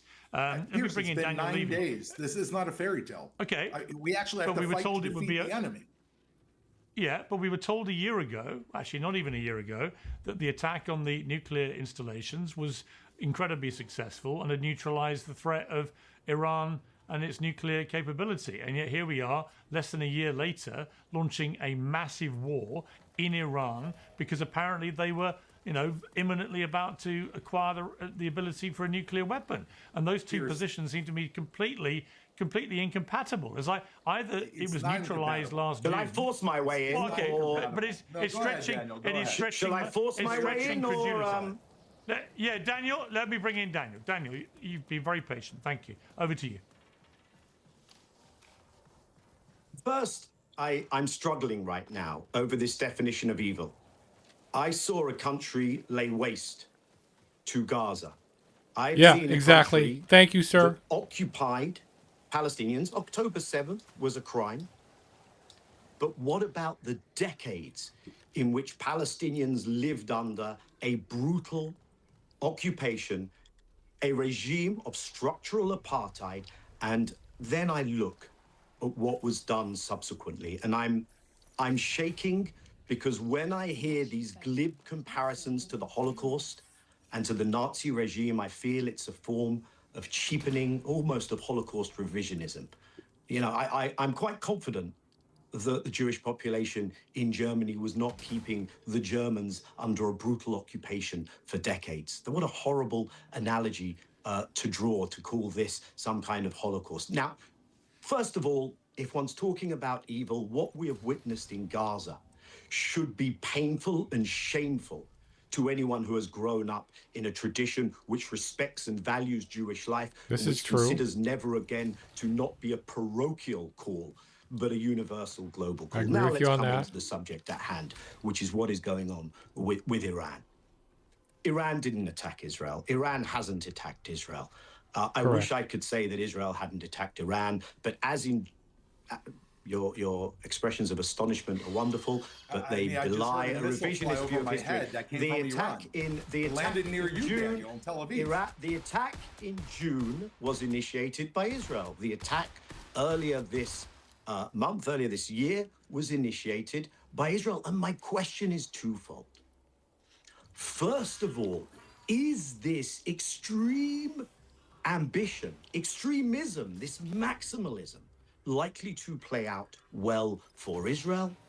And what do we think is going to happen as this plays out, as Mr. Horton just suggested, with the US? Because I would argue that you have an Iran that has a strategy, and you have an Israel that has a strategy. It seems very clear, very transparent, that the Israeli strategy is not some fairy tale of a happy new regime coming into place. It is precisely regime collapse, state implosion, dismantlement, and chaos. Why? because Israel has been very clear that it has an agenda of regional domination here. Why does it need an agenda of regional domination? Because that's not about security. We can come back and talk about that. But that is central to the notion of a zero-sum endgame versus the Palestinians. He's right. I think the Iranians have come into this with strategic coherence. This time around, they've changed their national security posture and said, if this is going to be done against us, if this kind of a war is going to be launched against us, we will make it costly. We will establish a deterrence, and we will challenge the notion that America can stay cost-free in the West Asia region. The worry I have, amongst others, is that the party Israel is relying on, I don't think, has a strategy whatsoever. America used to go to wars that were often problematic for the world, for those who suffered, for America itself, with some degree of competence and coherence, some degree of a multi-layered interagency process. Today, I think you have rank incompetence and incoherence. And on any given day, the question is, what is this about? You can make a geopolitical case. You could say this is Daniel, about let me oil. ask you this. If I can finish just this one thought, Piers, I'd be appreciative. Yeah. You could say sure. this is about a chokehold, like they see Greenland in geopolitical, geoeconomic terms, about oil. But you can also hear them talking about capitulation. You can hear them suggesting this can be a Venezuela 2.0. You can perhaps hear people saying... Who's the they? I'm sorry, who's the they, Daniel? The spokespeople of the administration that is carrying out which administration? War, Mr. Spillman. So I would suggest that this could end in a couple of days, or it could go on indefinitely. But what you have here is Iran has not tried to say we will escalate toe-to-toe with Israel and the US. They have said we will go vertical. We will expand the theater of war and make this a question not of military capacity, where the balance of power is clear, but of political endurance. And if you go into war, not like Afghanistan, if you're America, with 90% public like support, having not like sexual Iran, endurance with 70% public support, but with barely 30% public support, bipartisan, criticism inside MAGA, your economy taking the stress, then the question of political endurance, which I think will decide this, I don't think looks good from an American and by extension, okay, Israeli I mean, perspective. let me jump in. Okay, let me jump in. I mean, I would say the political stroke economic part of this cannot be understated because the economy is getting shredded globally. Oil and gas prices are absolutely rocketing. No one can get through the Strait of Hormuz pretty much without Iran say so. So this is a very perilous moment for the global economy, I would say, notwithstanding the military part of this, where the strategy of Iran has been just to scattergun attack its neighbouring Gulf states because they know that by effectively doing that and the way that they've been doing by targeting hotels and airports and so on, they are acting as a massive deterrent to people who are not naturally born in those states to want to go back to wherever they came from. You've seen lots of Brits go back to Britain, for example, because they suddenly think that this safe oasis is not as safe as they thought. But let me just ask you one question, Daniel, before I go to the others for their response to what you said. And it's this: when you said that Iran has not attacked Israel, and the two examples you cite were indeed retaliatory, but surely that ignores the reality, which is for decades the Iranian regime, which has publicly talked about being wedded to the annihilation of Israel, and hear the chance of death to America at the same time, and has killed lots of Americans and Israelis. But the part you're missing, which I'm really curious about your response to, is that surely you would accept that by propping up and supporting with arms and lots of cash Hezbollah, Hamas, the Houthis, they have been attacking Israel relentlessly for decades, but doing it through their proxies. And that is, to me, that is the same thing.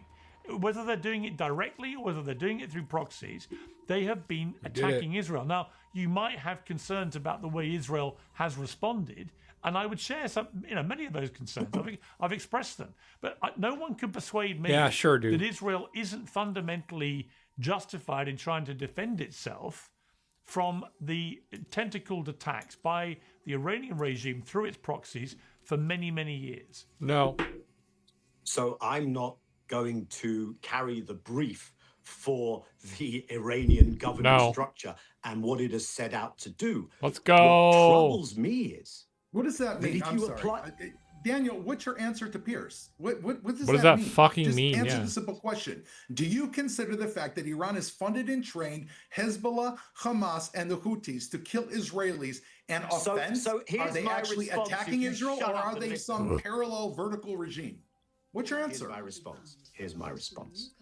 I would consider it highly problematic Both these guys are if the losers. This guy on the response left to is a loser. Israel's genocide against the Palestinians, if the response to Israel being led by a war criminal with an international criminal court arrest warrant against his name, if the response to that would be an attempt to wipe the Israeli Jewish community off the map. Israel is a nuclear.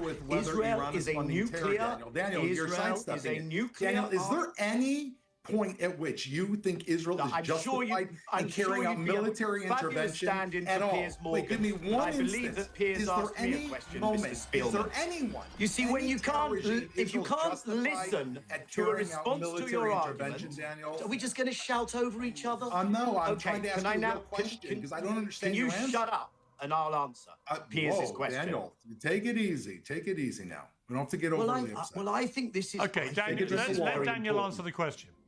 Let Daniel answer the question. So I think the fact that Israel has maintained control of the sovereign skies of Lebanon, violated Lebanese sovereignty for decades, the fact that Israel has maintained a vicious, violent occupation against the Palestinians does not mean that the solution is a military solution. I think we should eschew and avoid war. And war in this instance was avoidable. Iran was manageable, not through kinetic military means. I don't think this is going to make the Jewish population of Israel or anywhere else even safer. I think quite the opposite. It will be more dangerous. Israel is going to have to step back from its illegal criminal activity. Iran should step back from its illegal criminal activity. And I would suggest that the way to do that is not by bombing schools, whether they're in Gaza, in Israel, or in Iran. I would suggest the way you do that is you pursue other options. And if anyone told me that Israel, as a nuclear power, which has attacked Iran, not been attacked by Iran, where Iran's so-called proxies were more of a deterrence than an offense, that Israel is more than capable of handling itself militarily, but apparently absolutely incapable of handling itself politically Daniel, and it of sounds having like you're a defending diplomatic Iran. game. It sounds like you're defending Iran and persecuting Israel. Sorry, I'm not defending And Iran, is but there it a sounds a heck of a single, lot Daniel, like is you're there a defending single Israeli moment genocide. in which I just So want to ask my you one question question to you, Mr. Daniel, is there a Spielman, is, single are you moment, ashamed and are a you against the single Israeli genocide Daniel, of the Palestinian I'm trying to ask a question. Can I just Good point. I didn't realize that was your job. I but promise I'll fine. be quiet. I didn't Daniel, is there a realize the gentleman on the- single moment at which you think Israel is justified in carrying out military intervention against one of the enemies that are facing it, Hamas, Hezbollah, or Iran? Is there a single instance? Yes, but I do not think What is that it? Israel is going to succeed militarily.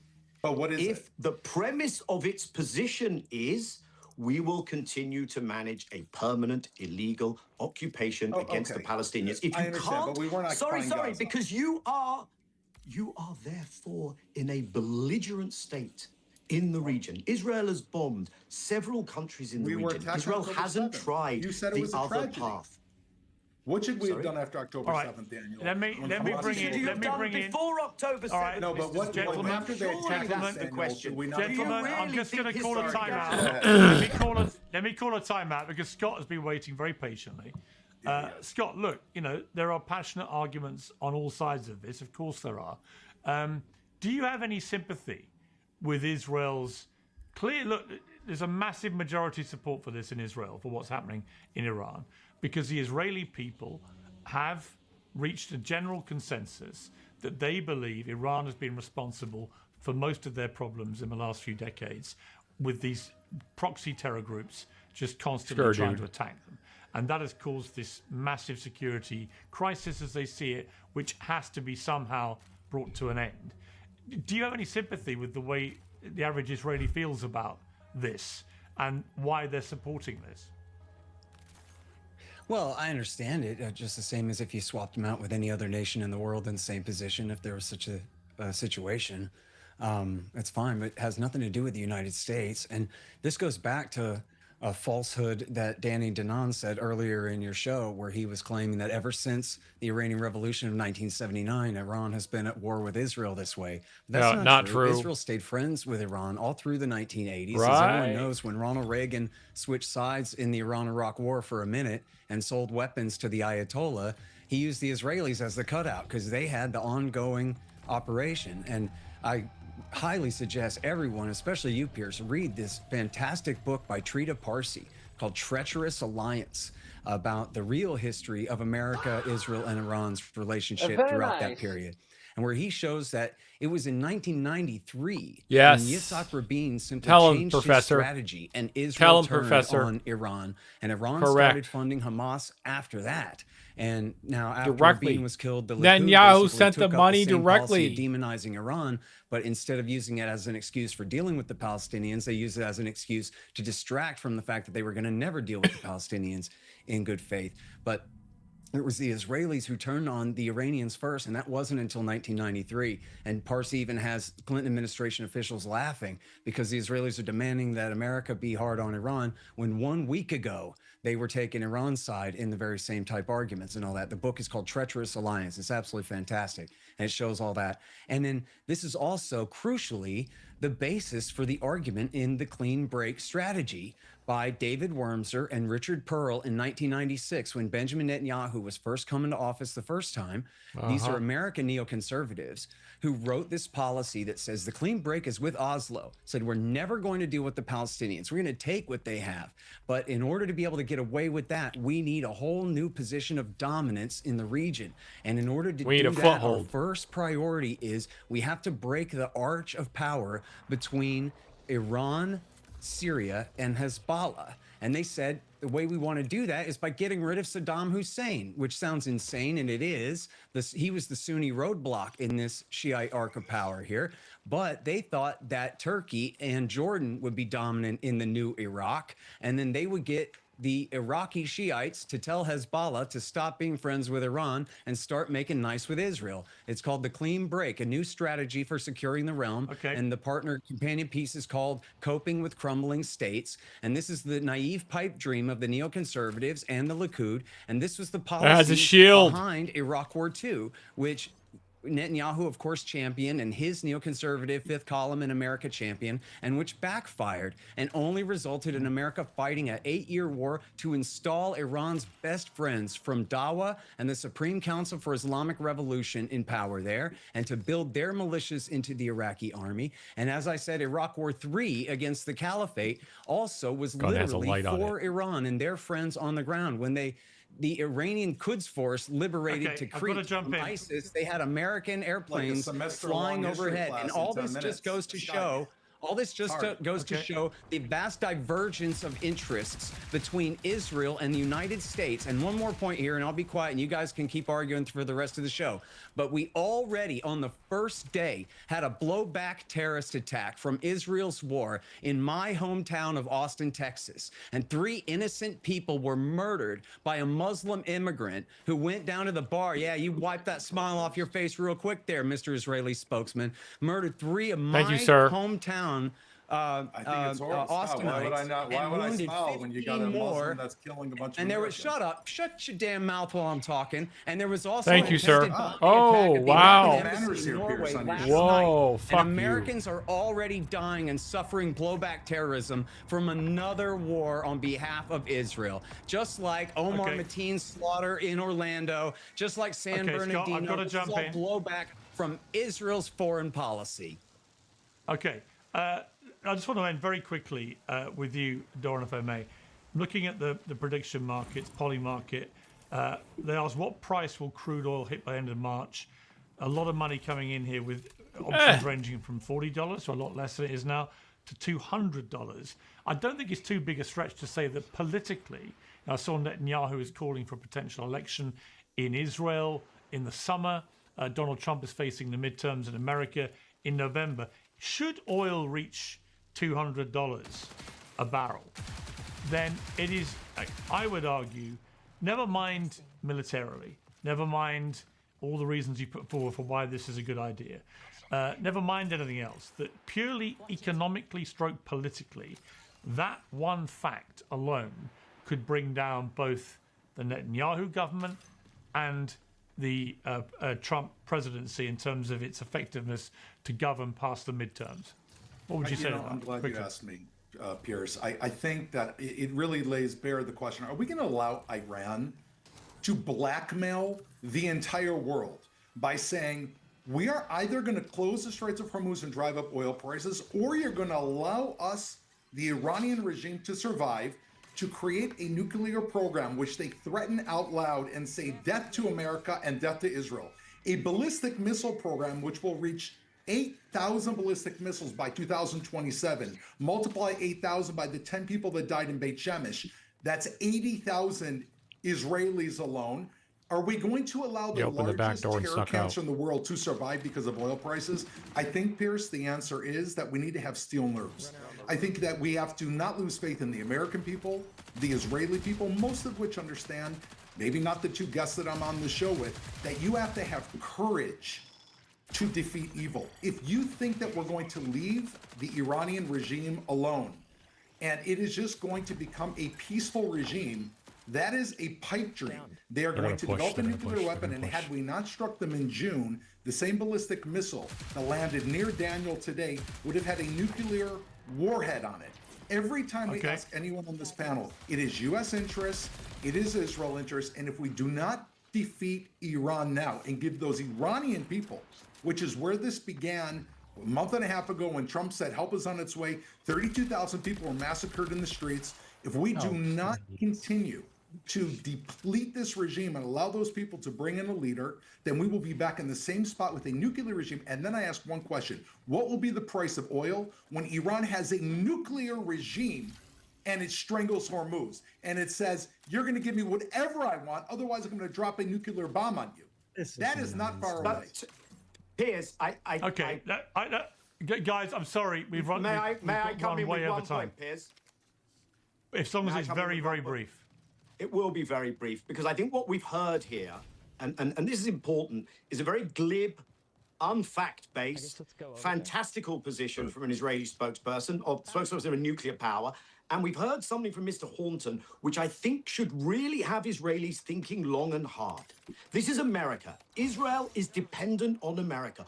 What are you doing to an Israeli image in America, which has already tanked during the relentless assault on Gaza? Americans are going to blame Israel for this, and they'll have a reason. This is seen as Israel first, and I think Israel is playing with fire in ways that could be spectacularly a blowback. Well, I think for that state. I think my overview would be, I think it was Doran who said earlier that history will look back on this and judge accordingly. I completely concur. I just have no confidence that it will look back in quite the way you think it might, but it may be that the history will look back and say this was the moment when Donald Trump and Benjamin Netanyahu conspired to destroy their legacies, or it will end up being their legacy in the way they see it. But I do think the stakes are incredibly high, and I do think anyone who says with any confidence they know how this is going to play out is living in cloud cuckoo land. I've got to leave it there. Very interesting debate. Thank you all very much, because joining me now, live from Tehran, is Dr. Fouad Izzadi, professor at Tehran University. Dr. Izzadi, thank you for joining me on Uncensored. What is it like to be in Tehran at the moment? We had the bombardment just a couple of hours ago. We have lost over 1,400 civilians, including 165 little girls. We are dealing with the Epstein class. They are bombing and killing little Iranian girls and raping little American girls. Very good. The Americans and the Israelis believe that ultimately this is the beginning of the end of the Iranian regime, which has been obviously in power since 1979. What do you say to them? You know, Netanyahu asked the Iranians on the first day of war to come to the streets in millions, and they are every night shouting against him and Trump. He has managed to unify Iranians. We have the Israeli around the flag effect. Trump single-handedly has unified Iranians more than any Iranian politician could ever do. It's a pipe dream. It's not going to happen. We have the Iranians have elected a new leader. The country is resilient. There is this culture of resistance, and you cannot bomb people and expect them to like you. People are not going to be foot soldiers of Trump and Netanyahu. They know these guys. They just finished conducting a genocide in Palestine. Why would you want to work for them? But if that is your position, then why would you think you could bomb all your neighbouring Gulf states and not expect the same reaction from them? I mean, we've seen the Prime Minister of Qatar overnight in an interview for Sky News, so, expressing his outrage at what Iran has done in attacking Qatar. And we've seen Iran attacking Saudi Arabia, the UAE, other Gulf states, Bahrain. Why is Iran doing that? It seems to me that of all the things that you could do, which would be the most self-defeating, attacking your own neighbouring Gulf states and alienating all of them in the way that you're doing is the last thing you should be doing. You know, we have U.S. bases there. After the assassination of Qasem Soleimani, the Iranian general, the Iranians' response to that assassination was minimal. After the killing of Ismail Haniyeh, the Palestinian leader, minimal. After the assassination of Hassan Nasrallah in Lebanon, minimal. After the 12-day war, Iranians announced they're going to hit one U.S. base. They announced the timing. They announced the number of missiles that they're going to use. And the base was empty. Minimal. No American soldier was killed in all these attacks on Iran. In the 12-day war, we lost over 1,200 civilians. The people who were exercising restraint are no longer with us. They were all killed by the Americans and Israelis. The new leaders in Iran realized that unless the United States and Israel pay a price, these type of attacks will continue every few months. You cannot run a country when two nuclear regimes attack you every few months. So the decision is to attack U.S. bases, not these countries. The only problem is that the U.S. bases are in these countries. So Iran is attacking U.S. bases. Iran is attacking hotels when they are full of American soldiers. What they have done is that they have evacuated the bases. They have put the soldiers in hotels. That becomes a legitimate military target. CIA offices, headquarters, in office areas in the cities. Legitimate military target. CIA is providing the data for these attacks on Iran. And then you have Iranian missiles. Some of the missiles that are shut down, they create debris, and Iran cannot control where the debris falls. I was watching CNN. We had this oil facility in UAE in fire because of the debris. And then we had Tucker Carlson, the American journalist, reporting that in Qatar and Saudi Arabia, they have arrested Mossad agents trying to blow up things so they can blame it on Iran.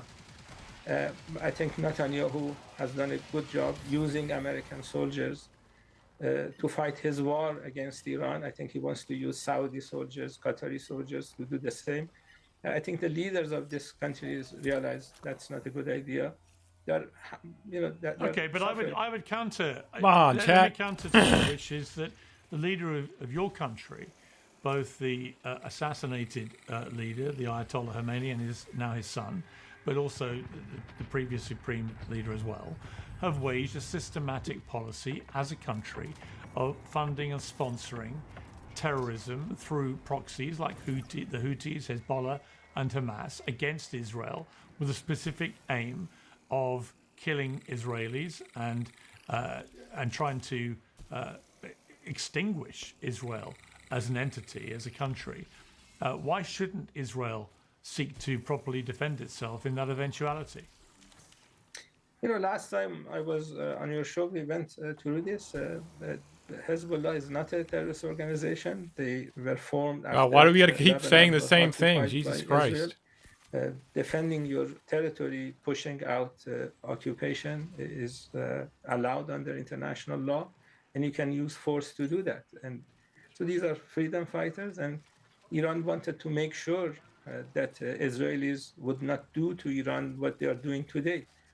Iran created deterrence in these countries like Lebanon, like Yemen, so Israelis would think that the cost of attacking Iran would be too much. And now that these organizations are weakened, you see what happened. They're killing Iranian leaders. This is a war of choice. They are not worried about Iran's nuclear program. I encourage your readers to read the U.S. intelligence community's assessment. It came out a couple of months before the 12-day war. It's available at dni.gov. It says three things about Iran's nuclear program. The first thing, Iran doesn't have nuclear weapons. The second thing, this is the assessment of the U.S. intelligence community. It says that Iran doesn't have a nuclear weapon program.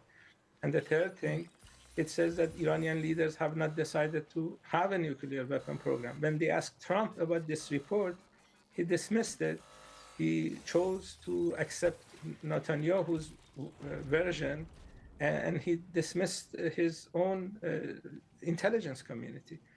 So if you want to make sure that Iran doesn't have nuclear weapons, you can go back to the 2015 agreement. I don't know if you saw the interview of the Omani foreign minister. He went to Washington about 10 days ago, asking the Trump administration to accept an agreement with Iran. He said that the agreement was available in 24 hours, his words. It's available in YouTube, it's CBS News. He basically begged the Trump administration not to attack Iran. He said that Iran was willing to provide concessions that Iran was not able to do in 2015. And Trump attacked Iran, and it's understandable. If you want to change a country's government, you don't enter a diplomatic agreement with the government that you want to change. But they're not going to be able to change Iran's government. So it's a huge policy mistake. And unfortunately, we are seeing a lot of people get killed. Responsibilities of Trump and Netanyahu. Professor Azadi, professor at the University of Tehran, I appreciate you joining me. Thank you very much. Thank you. Piers Morgan Uncensored is proudly independent. The only boss around here is me. If you enjoy our show, we ask for only one simple thing. Hit subscribe on YouTube and follow Piers Morgan Uncensored on Spotify and Apple Podcasts. And in return, we will continue our mission to inform, irritate and entertain. And we'll do it all for free. Independent, uncensored media has never been more critical, and we couldn't do it without you.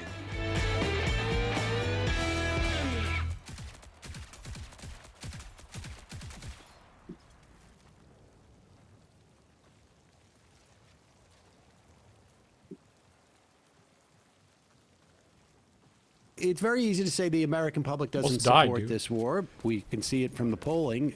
The American public can't really tell why we're doing it because Iran's not a danger to us. But have you ever thought that maybe the Iranian people appreciate this war because they're the ones getting bombed?